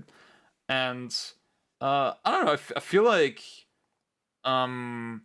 especially coming off of Devil May Cry, I'm really shocked just how kind of creative and left field they were with the mechanics in this game. I remember the first time I played it, it was in a store kiosk on the GameCube, and just how flashy and original and like immediately kind of cool the presentation was, even though Joe is like one of the stupidest looking motherfuckers ever. I don't know, that really like it's a game that really, and I think that's something Kamiya is really good at. Like, it really grabs you in this very simple, fun way, but there's actually a really deep, interesting game underneath it. Yeah, Beautiful. It didn't click with me on my first playthrough, but as I played it more, because Matthew Matosis made a video, and I was like, well, I've probably got to take this more seriously than I did. As I played it more, it stood out to me as like one of the best like first iteration realizations of a concept. Like, it comes out so fully formed. I was shocked to learn that there was a sequel. I was like, how do you like follow this up? You just take the boss fights out? I as a Nintendrone, I want a WarioWare, but I you know. Does anyone want to explain why Beautiful Joe is bad, actually? 45 seconds. Yeah, yeah, just go for it. Yeah, well, I mean, it's a defense-oriented game with incredibly shallow defense. So, like, so much of the game is wasted on this sort of high-low QTE thing where you just react high or low, and it's so repetitive, it's so simple, it wastes so much time. The game is way too long. The whole play style is incredibly flowcharty of you dodge, you hit him a couple times, and then you just spam slow-mo punch for like 3 seconds. And it's, I don't know, it's just WarioWare. Right, both. Is this a bit? I don't like. There's some truth in there, but like, I'm tempted to go on Raph's backlog and like look at the score. Like, definitely do not look at the score. No time left. We have to vote. That's time. It's time. Beautiful Joe is just Sekiro for Kamiya fans. It doesn't That's fucking so not matter. true at one all. of these games is going up against Ketsui. Yeah, this is a. Who the fuck's even played Ketsui? I feel like Me. I feel like Beautiful I've Joe played, has a like, shot. What the hell? A shit ton of Ketsui. We've all played a crazy amount of Ketsui. I've gotten a 1cc on I'm custom. probably. Oh wait, did you say you have a 1cc? On custom. Fuck y'all. On the PS4. Okay, I was about to say Wait, I'm so it's probably the closest 3 to a for 1cc out of 3? everyone. Yeah, no, hell no. I haven't tried that good yet. 1, 2, 3, 4, 5, 6. Wait, who hasn't? John hasn't voted yet. Is John? Are you AFK? Otherwise, I'll have to break the tie. Okay. Fuck Oh it. It's a my beautiful joke. Fuck y'all. Wait. Because John is AFK, and I have to break the tie. Just have to do it. Can't wait. You know. Wait. Hold up. Hey John, if you're out there, we've been Great friends job, for a long everyone. time. It's not my fault. It's John's. It's not my fault. It's John's. Okay. Oh, That wasn't a goodness. vote for VJ. That was me complaining about it. I'm sorry. That was a Wario vote. Wait. Okay. Yeah, no. Hey, wait. Hold up. Bad Let Raph speak. I need another dub. So Actually, I need to save my cards for Outrun 2 versus F-Zero because that's gonna be a way harder fight. yeah, Anyway, F-Zero GX is so sick. I never I'd only sampled it kind of over the years, and I never played it as much as I should have, right? And I still haven't. My bid was always Axe is like kind of cooler, right? I just prefer Axe on like on a surface level. But now I actually did do like 2 GPs the other day on normal, and like goddamn the just the track design, the pacing, the way you kind of balance between like air brakes, sliding, drifting. I don't know. I can't speak on this game like in any kind of depth, but it's very, very cool and like has its reputation for a reason. It's also the rare game. Well, not rare, but it's rare that a game is about going fast, and then the crazy game breaking tech that people find it also makes that more fun. Like the tech in this game that obviously is kind of glitchy feel like actual mechanics. Like if they were making an even crazier version of this game, you know, like the snaking off the track to go faster is just like the most metal shit ever. Yeah. It's like one of the best speed games of all time, if you ask me. I fucking love this game. Yeah, it's I'd say- crazy, and there's like so much shit, and obviously, right, like boost tied to health is just Yes. sort of immediately understandable, like interesting mechanic. But also, there's crazy shit like if you run headfirst into mines on some tracks, that also gives you a speed boost, and finishing tracks by sliding into the rail, which is like crazy speed boost, but at the very end you run into a dead stop.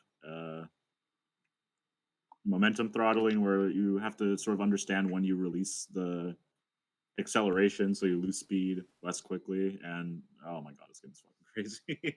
Yeah. I'm gonna be pedantic, because right now it's up against Silent Line. I think Silent Line is probably a better balanced game. Half of the vehicles in GX are just fucking garbage. They're like absolutely terrible. I'll say compared to X, one thing that immediately intimidated me less is like, oh, it's not actually that hard to remember on which tracks going for more acceleration versus going for more top speed is better. Like in X that always kind of frustrated me, that I felt like, okay, I have to look up a guide like to see which makes more sense here, and it's especially because like the tracks look so similar, right? Whereas here you can retry I think 3 times in the GP, and then that's usually enough to like sort of get a sense of, okay, like I should probably go for speed here. Yeah, normal's like 3 or 4 retries. Obviously, the higher difficulty you go, it's less. But also, even there, it's like if you take out 5 people in a race, yeah, which is really cool.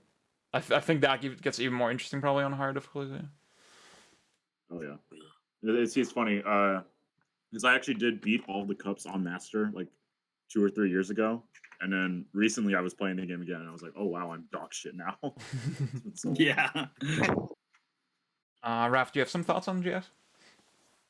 Yeah, F-Zero GX. It's like the second deepest arcade racer. I'll forever like admire it for that, just how technical and deep it is. It's basically like Marvel, but for racing games, right? It's so insanely broken, but broken in a way that continuously enhances the experience, increases the skill ceiling in fun ways. Nice. Good game. Which one's number 1? Trackmania. No. That's probably true, actually. Eurojank over Japan. Trackmania is Fucking fun. It's a good game, probably. Okay, do we I don't know, is there like Ryan already said Sunline is probably a better balance. Like, is there any more like comparisons we want to make here, or do we just want to vote? Yeah. I could try. I don't know if I can make a convincing argument, but yeah, I won't say Yeah. Sunline is like balance. It's like everything is broken, so everything is balanced type of thing. Because Mm, you Yeah. can make the most crazy, the most like run of the mill, very specialized build, and will somehow work. And also, I guess Sunline has overboost, so you can count it as a racing game. Yeah, SL is it's slowish movement. SL feels like a good attempt at something, whereas F-Zero GX feels like they've like already mastered it to me. that makes sense to me. Yeah. Say though, it is related to Gen 3 in general, but all Gen in general. But I really like the movement in the AC games, the weight behind them, For sure. the way you need to account for the high speeds, the way energy efficiency works because of the way the booster works. You can stop the booster, get sent a bit in the air, then activate the booster again to save energy. There's a lot of, I guess, fighting game like that to his mechanics, which makes it also really great for PvP. I guess this is the last time we'll talk about Sunline, so I'll say it's cool that you can play with dual analog now with the patch. That's pretty sick. Cringe. I know. Boo. No. Doc should UI. Thank you. Okay, that's time. Guys, well, True. no. PSP. That's off record. That's off record. Okay. Ooh, the timer. Time to Saved boot. by the- It's time to okay. vote.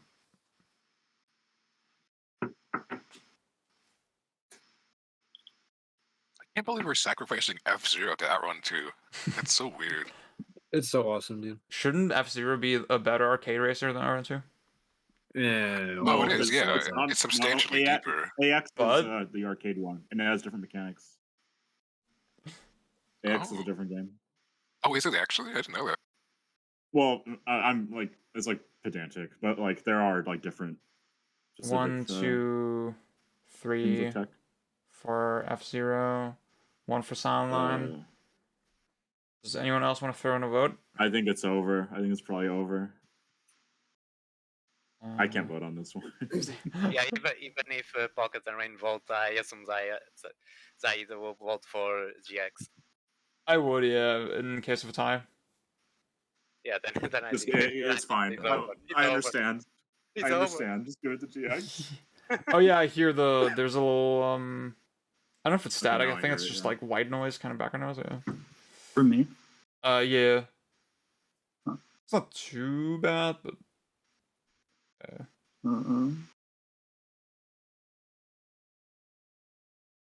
not update anything.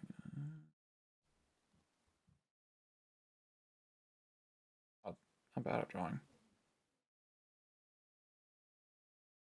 Okay. Okay. Cool.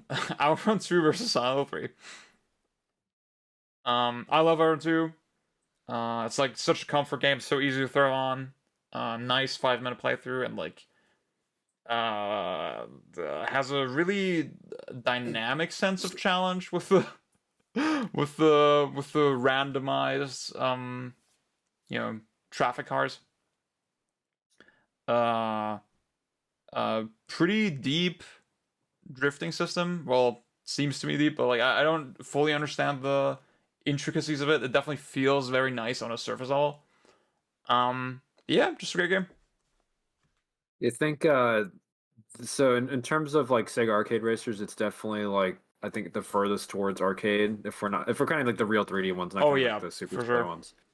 But like yeah, it's got it is like very simple on the surface, right? There's no, I mean, there's like races and stuff you can do in it. It's actually got a pretty detailed single player mode. I think it's actually pretty well designed. But it's the drifting, because the whole game is basically like it basically just gets progressively harder in terms of the kinds of curves you have, how many curves are back to back, like the tightness of the curves, the angle, like everything like that, and just learning. It's really good at not feeling like a physics simulation, while at the same time having its own very complex, exaggerated physics that you're dealing with, and then also having its own simulation of how like the manual transmission would work, and trying to it's even though unlike some of the other Sega racers, and Sega racers are usually very generous in terms of like you don't really redline, you can sort of shift out of your power band, and you're not gonna like you're not gonna fuck the car up or stall out like you would in like Gran Turismo or whatever. But it's still got a lot of nuance and the kinds of angles you can, because you can fucking turn, you can just turn perpendicular to the road. If you gear drift at like a high enough speed relative to your power band, and so knowing how to like manipulate that properly gets very complicated when you get into like the like 90-degree hairpins later on, or like 90-degree turns back to back and that kind of thing.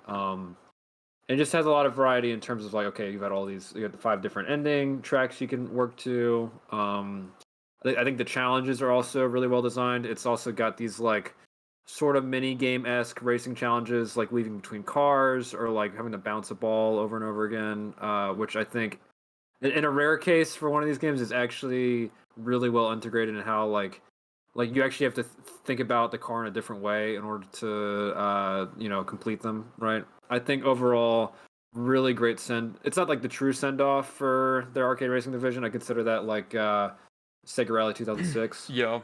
But in terms of what it is, it's like it's a really cool final AM2 racing project. I really love this game. Yeah, what Raph is saying here in chat is definitely something I feel a lot. I've played this game a good amount, and I still run into situations where, because of the dynamic traffic, right? Like, Pang touched on this, there's 2 ways of drifting. There's the brake drift, and there's a gear drift. And generally, the gear drift, I think, preserves more speed, and the angle's slightly different. And the thing about the gear drift is that when you shift down, because of how the model kind of works, you need to be at a high enough speed to basically to cause your car to slide from the gear shift, right? If there's not enough of a speed difference between those 2 gears, then you're not going to drift. And I definitely still run into situations where I lose speed in moments where I don't quite expect it, and then I have to dynamically in the moment decide, okay, is it like worth trying for gear drift? Am I going fast enough? Do I go for the brake drift to be safe, but then lose speed at the same time? Like that decision is pretty easy to understand, but it gets surprisingly layered, and I don't know, it's just really cool. But yeah, Silent Hill 3. I mean, I think I could sort of see Silent Hill 3 over Outrun 2 if it wasn't just so dog shit to play. I mean, there's a lot I like about Silent Hill 3, but yeah, personally, I don't. Oh, sorry. I was gonna say Outrun 2. There's this complex, codependent relationship between you and your girlfriend. Like, I think that's worth mentioning. It's very, very thematic and themes oriented. I don't think Silent Hill 3 tries to do more with the combat than most, because combat is actually dangerous in that game, even with the block. Yeah, that game's scary. And in terms of like, oh my god, actually I'm running low on shit. That never happens in Silent Hill game. That's super true. Yeah. Like, personally, I don't have the super contentious relationship with the gameplay. I got through it pretty unscathed. But I did get close to running out of ammo, and I definitely noticed like the harshness of it. It's just like, for me, it's just sort of there, right, mechanically. Whereas like Outrun 2 is just it's peak. Like, it's literally peak. Like, so yeah, I'd be ready to vote. Yeah. Clear Signal. It does Clear Signal. It's like Signal is sort of cool, but damn. Oh shit. Okay, the vibes gamer's coming through. All right, I get it. I get it. Oh my god, no, come no. on. No fucking way. You know what? You Here. lost me with all the car stuff. Aren't you the arcade gamer? Do it What for the happened to culture. John Lay Epic? Ugh, I hate this. It's longer. This game's 5 minutes long. You should love Yeah, it. it's like, I don't want to hear about gear shifts and shit. Like, don't put that on automatic. Oh, Hold on the right trigger. No, It might sound like it's a numbers go up game, but you have to turn the numbers you down. know what? sometimes. Oh, I love Pop I like you were Pop so Punk, yeah. I'm offended very by that. honest with you, John said that. You were That- so no, offended by that. I will vote That everyone to that gave me some disgust. John, you so Like, based. Just for the culture. You know what? That was insanely funny, so I respect it. You're scared that me were- for a second. Outrun That 2-1. What the fuck? Yeah, I mean, if we just if it had followed come that- to Hot it, Pocket if broke it had the come tie. to it, I would have had to vote Silent Hill 3 over F-Zero GX. Wait, Like, I would have Raph, had you to didn't do that vote. if- You didn't vote. Wait, but- did Raph vote? Oh, You I did. was You I did. was repping Silent Hill to rig the bracket. Raph, do you want to vote? You voted. Nope, I Oh, did. yeah. Yeah. Oh, you did? Do Wait. you guys see it? It's near Wait. the bottom. Oh, dude, I'm literally blind. I'm sorry. Yeah, there it is. Okay. That's okay. Damn. All right. Oh boy. This is another interesting one. Oh, boy. Zone of the Tell me Enders the 2. Issa's gonna be very toxic, I think, on this one. Dude, Zone of the Enders 2, that's Not a, as you expect. yeah, that's a game I had to learn to love myself. On my last playthrough, I was like, okay, I finally see the vision. I didn't get it before, I see the vision now. Ryan wrote a really great review for it. Yeah, even like, there's so much stuff that you feel like should be annoying, like the fucking minefield or whatever, right? And like some of the S-core-y stuff at the start. But you can actually route around it like pretty easily. And it's not in a way where, oh, if you just know this one thing, then like the game is suddenly good. Like, no, it's relatively intuitive and doesn't really detract from the game for me. Yeah, just very. Honestly, I don't know if I can expound on the mechanics in that deep of a fashion. Maybe Hot Pocket, you're a big fan of this game, right? Yeah, I kind of played this game honestly after I played some like other stuff like DMC3, and it was kind of one of the games that shifted the way I look about things, because something I really, really admire about this game is how simple everything is to use and how very little things are based around like long combos and things like Yep. that. But you still have that sort of wide open sandbox that is characteristic of the sort of character action game type stuff. And I think this game has a lot of weird jank. This game is very similar to like Ninja Gaiden actually in a lot of ways. Mm. And it kind of has that same thing where it has a bunch of sections that are probably not playing to the game's strengths maximally, but I feel like it has a lot more good stuff going for it. Where just sections that like put you in weird environments, and the environments really, really matter in this game because you can. Oh yeah. Because you can like hit enemies into walls to like get extra terrain damage, and that's just part of like your basic string. And there's a bunch of the weapons interact with that too, and also just in general, enemies are pretty decent at controlling space, especially something like the Mummy Head, which gets super oppressive attacks on the higher difficulties. Yep. Yeah, I think to me this game really. This game really. This game kind of helped me turn against combos. That's why I picked this game. True. This is the good puzzle CAG. In my opinion. Like, I don't know. Yeah. If you go think ahead. about it, both Son of the End 2 are anti-combos games. Think about it. I see the vision. But yeah, I think mechanically Son of the End 2 is pretty strong. Like the sub-weapon system, even if Zero Thief eventually nullifies a lot, but it comes super late, so it doesn't really matter. But the sub-weapon system is very well thought out. That it feels like there's a situation for each one, and the enemy design is also really good. Like El Pocket said, the mummy heads are really oppressive. And there's also the squad system. That's also really cool. That changes the attacks, the type of tactics the enemies employ. My main problem with it is really just a campaign. Parts of the campaign, like there's a lot of like the mine doesn't take long, but then there's the Argent section or the I am forgetting. There's also a lot of bots that are like very prescripted. There's the thing at I the think start with the find the thing where the guy's hiding or whatever, and like it's oh yeah, randomized. Yeah, that one isn't the worst, but yeah, yeah, it also isn't like the most engaging. There's also a lot, but I think if I gave it a shot nowadays, I'll like it way more because I think there's a lot of like meat to the mechanics, even though it seems really simple on the surface. Like you only have a few like druid slash combo and heavy charge attack, but there's a lot of like movement and positioning that I think I'll find really appealing nowadays. yeah. I'll say overall, this is such an insanely tight game, in terms of pacing and just overall length. I really like the just the trickle of sub weapons as well. That gives the game a really nice sense of just evolution, I guess. Where I was constantly rethinking how I approached situations as I unlocked sub weapons and as I had to sort of deal with different configurations of enemies. Oh yeah, I'll say we should probably let Rain talk because it is his game. Yeah.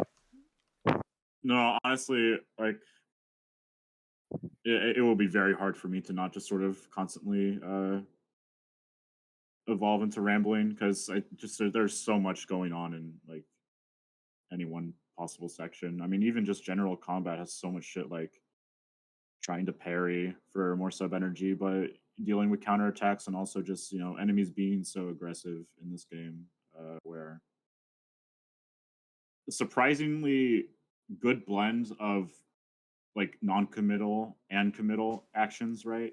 That's sort of like the main crux behind the melee system and why it's still like constantly engaging, even though there's only so many attacks you can do.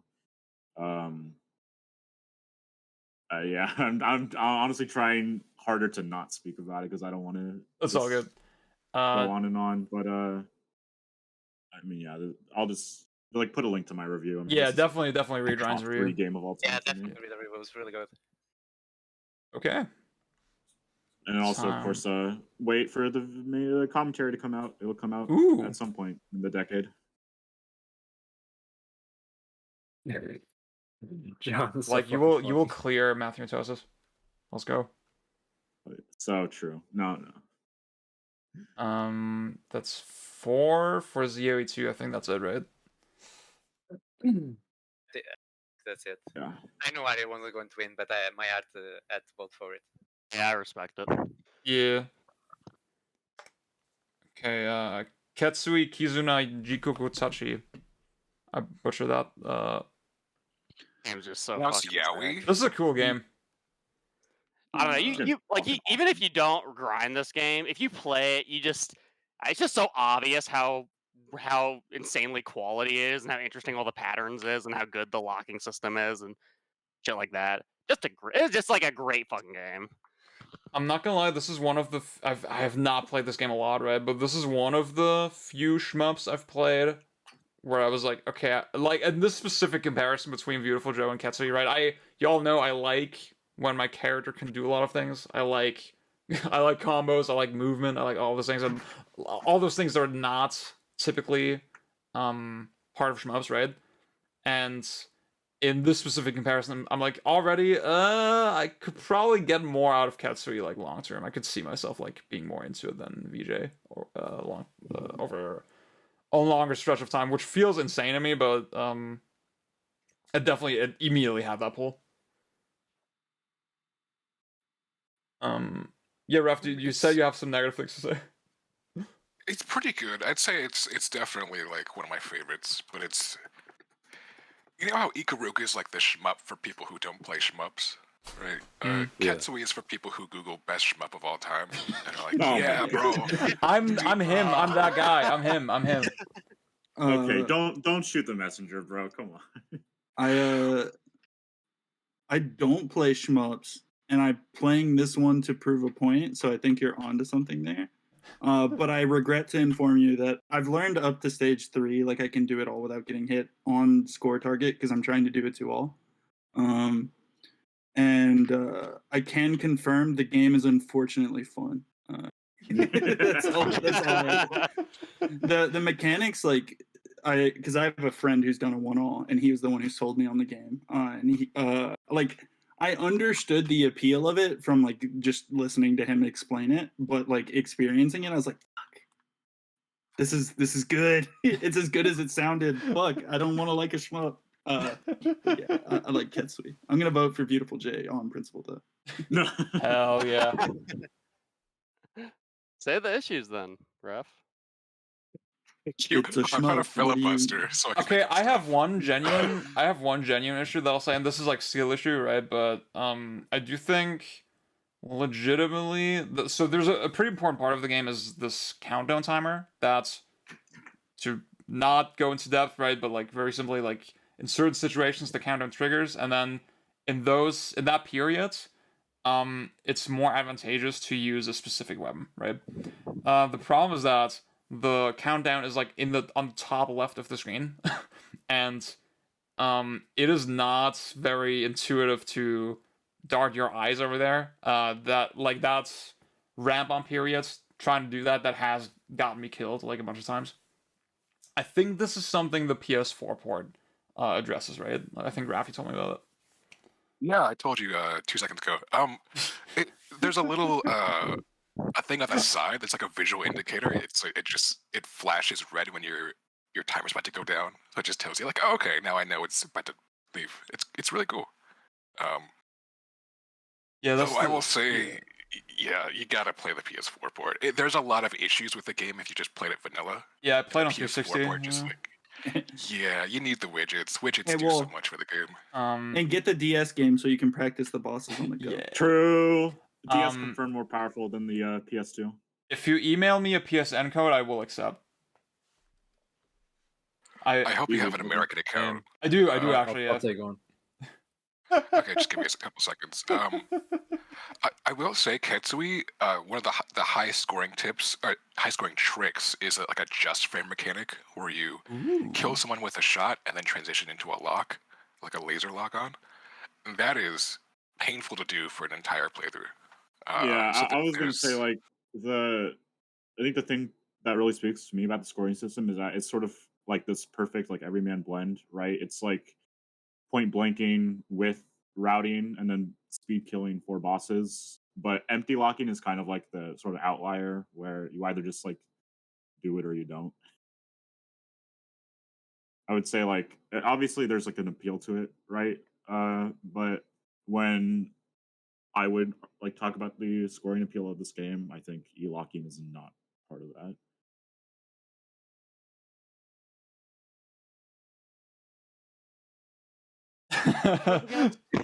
Dude, discussing shmup mechanics is how you like you dry up every pussy in a 50 kilometer radius. Like, so- Okay, I have 50 seconds to say one last thing. Yes.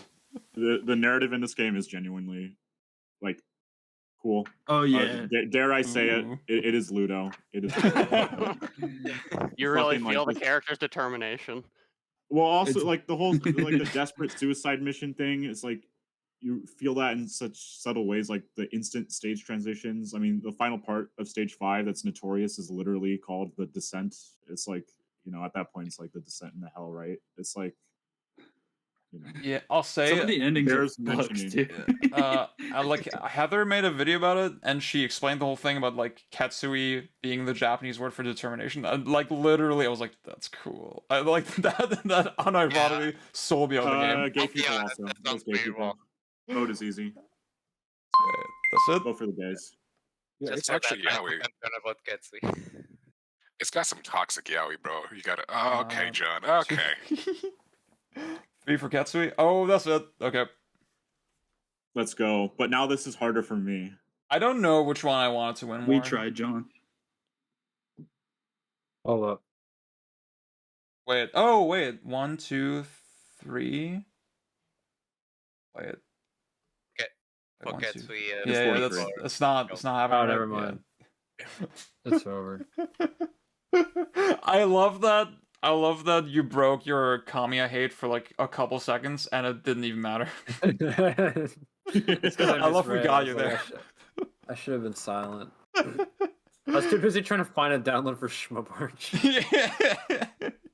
I got one. Okay. This F-Zero versus Outrun 2. This one's really hard. I don't know. Or do we just want to vote? Like, I think we've. Yeah, at this point. I mean, Yeah. I think there's an interesting discussion here because No, I there's think a not. lot of what makes Oh, F-Zero God. interesting, or what makes Outrun 2 interesting, is also found in F-Zero with its multiple types of drifting, with its, Yeah. you know, if you think of it, I can't BS this. Let's just vote. I thought you were being Yeah, serious. like, Like, you're fucking faking this it. sounded serious. Well, I was thinking like the core appeal of the games is like very different for being racing games. I feel like. Yep. Like the things they're evoking are very different, and GX's is more actually about going fast. I'm gonna just say so. Like, Yeah, I guess for me it's like they both seem like games that are worth putting a lot of time into. Like you're really not going wrong with either game. Like they do scratch slightly different edges, but like they're really excellent at what they do. I don't know. This is insanely hard for me. I'll say I didn't play GX much, so this comparison might be a bit dumb, but it kind of feels like Super Monkey Ball in a way, where there's like pretty simple, and but there's a lot of control to the mechanics, and it's just pretty tight. It's about mastering the physics of the game. See, it's not a dumb comparison at all because it is the same developer. So Yeah. Yeah, But I Monkey know. Ball's better. Yeah, I know that the same team worked on it, right? yeah. And it's Yeah. like the same engine as well, and you can tell from the menus like it has the same analog calibration shit, and Oh, that's amazing. it's like it's super cool. I think the big difference is like Outrun 2 is about speed if you actually like care about controlling like a real interesting vehicle, and F-Zero is about speed if you're like, I want to go fast. Dude, your I wanna hold the button. whole point of Oh. Outrun 2 was that it's not real, that it comes up with its No. own physics model. Well, it's closer than F-Zero GX. F-Zero is okay, about alright, speed. alright. Outrun is about cars. He really Bro, thinks we even a just. car game. It's like Pangburn says words like all day to the point that he thinks we're not even listening anymore. Well, it's because there's no opinion I've ever had that wasn't purely rhetorically provable. That's the reason why. It's just that I can say it in such a I can convey it in such a way that people think I'm serious, but it's actually just all a bit. And now Outrun 2 is a much better game than GX. I think GX is fine. I need to play more of it. I forget which game this came up on yesterday, but it's sort of the same thing where like GX bugs me because people who don't like racing games will be like, bro, GX, it's so deep, bro. Sorry. Sorry, it's so deep. This is like the third time on this call that Pang's done this. I think like Yeah. Well, it's, I sorry. remember, Pang. I realized the truth and I swapped it out for Air Ride. Air Ride's better respect. than GX. Respect. No, Okay. I can't even say that was If straight Air Ride face. was on this, Air Ride is so bad. People who unironically like Air Ride as a racing game is like that game is so fucking. Sakurai Wash. It's really rough. City Trial is cool. And the checkbox treadmill thing is cool if you want a Diablo in a racing game. But I'll call Riff right actually, now. I guess City Trial is also Diablo in a racing game. It is just fucking get the stats, get the random stats. You just grind. But I don't know. Eventually I'll sit and get good at GX because it's like, well, it is amusement vision. I should figure out how to play it. But it's like, I think what also throws me is like, well, I'd sort of rather sit and get good at like Daytona because I think that's like way more nuanced. But I gotta be real. Outrun 2 is not as nuanced as Daytona. That is, I can't make that debate. Like Daytona is like the next level of like, okay, here's a real fucking super nuanced arcade racer. And I'm like, okay, but I can't make the case that Outrun is that nuanced, right? Yeah. I wouldn't make the case for Sega Rally, but that shit is from the 90s, and the only one from the 2000s is 06, so very unfortunate. But I will be voting Outrun 2. So I mean, I want to say like, oh yeah, go ahead. just real quick, like F-Zero, once again, it's the racing game for people who don't play racing games, right? And then Sega Racers are also for the people who don't play racing games. Not So But they're both either Sega. way, Right, but no, there's like a that's the issue here, right? Pang's cannibalizing his own friends, his own community. They're all equally bad. They're all just watered down racing games. If F-Zero If you really GX wanted a was good on the racing game- Xbox, then we would be all about it. He's about to follow up with like the only good Sega racers like Dragon Kart from fucking Yakuza 7. Some inane shit like that. No, I'm just saying. You got 3 for Best racer is the taxi minigame from Yakuza 5. That one's So- good.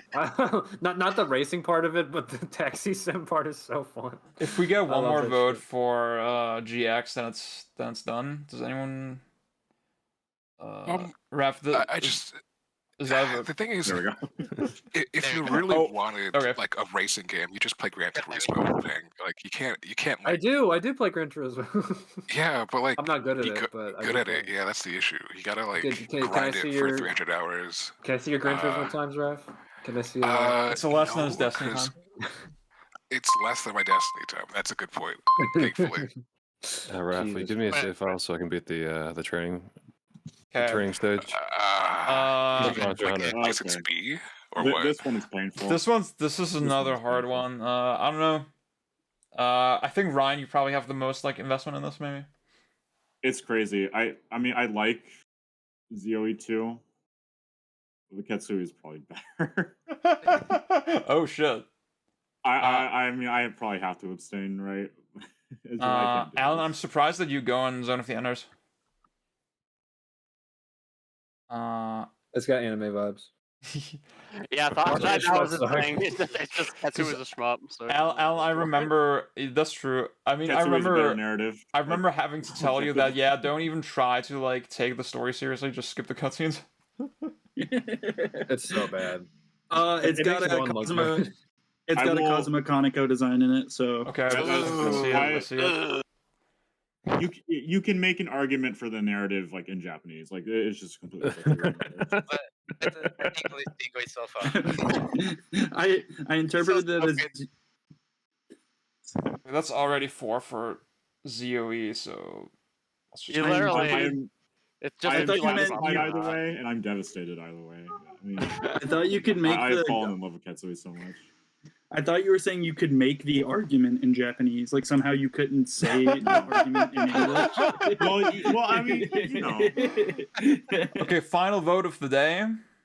It's F-Zero versus Zone Yeah, of the now Enders. this one is easier. This one is easier. It's definitely ZOE2. I think ZOE2 definitely, like right now, it's definitely more. And do ZOE too, cause in License honor of that release. one guy who said, "Your sense of speed is fake" or whatever. Yeah. Oh, it was the getaway though. Oh. No. Issa did That's it. fine. Okay, GX is the much deeper game, by the way. That is probably correct. that is probably true. I don't yeah, know. that's the vibe that I got as well. That's the vibe that you got, but no one here's actually done it. Yeah, but in GX, it's like half of it is glitches, bro. Like in ZOE2, like all of it is like intentional design. You know what? I think that's a I got- strong bit. I think we can go for that. I voted for ZO2 because the final boss arena blinds my eyes. That's my. Think about it. If It there's a was bad my- track in GX, That is you true. still have to play the track. You can just skip all the bad parts in ZO. Y'all, I was we about did to say it. that they. I was about to say they're like a good matchup based on pushing the hardware of each to their limits, and then I remember that ZOE2 is like 20 frames a second on PS2. Well, No, that is GX is awesome. like That's 60. good. I mean, it is No, that's awesome, good. but I was like, oh yeah. Mars is talking about actually that version. Mars Let is me a bad verify. port. Don't play Mars. Bad. Yeah, don't play much. Wait, what? Uh, Yeah, Tension double Map catch. Remastered. No, but yeah, but Ketsu, Wait. Oh, wait. It is literally just okay. Let's go. I'm every starting to time, question every the fucking the time. whole setup behind this exercise. That's because all the ones that passed that are all fucking shit. Like Arya and Thug and Sands of Time. I mean, sorry, I like Arya okay. I think the Alright, later better years than are Sands. maybe going to be a little more competitive, probably. Yeah. I'm waiting for 2009. That'll be a good year. Yeah. I can't wait for God Hand to just like sweep 06 or whatever. There's like no other good games released. Yeah, but like Oh, every, Star Ghost- Force. I Ghost Recon. think, Star Force. I think the Ghost only, Recon. I think Star Force 2001 was the only year where we had, where it wasn't just literally the top 4 seeded Oh. games, I I thought mean, it so was too as three well. of them. but like it was no, close. wait. No, 2000, the one we just did. Oh, 2003, dude, Sky Oh Gunner. yeah, oh yeah, Skygunner. Oh, you're right. Okay, You Skygunner. forget that already. Okay, dude, I'm so senile. That's Did that hilarious. in Monkey Or Ball. 2002 with or the whatever. two Yeah, offsets. I'm happy with this. I was so sad I had to fucking work, bro. This list is so funny. I feel like most of the votes was because people didn't like anything else. Well, it's because all the people who vote the bad games don't have it in chat. So, well, what are you gonna do? I'm right here. Sorry, Sands of Time. Are you a Sands of Time fan, Alan? Dude, I said that game was based on the movie earlier. I don't. That's what I thought. No, we're good. All right. That game is dog shit. Thank you all for taking the time today. I think this worked really well with the tweaks we made to the structure. We're at 2.5 hours. I think that's pretty solid. We Yeah. finished on time. Yeah, and like I think the timer didn't feel too restrictive. No, yeah, it was good. If- Well, I think- it's I funny. think we At first, I needed thought we were a game doing. At first, I thought we were doing 5 minutes, so I saw 6, and I was like, "Oh, this is gonna be easy."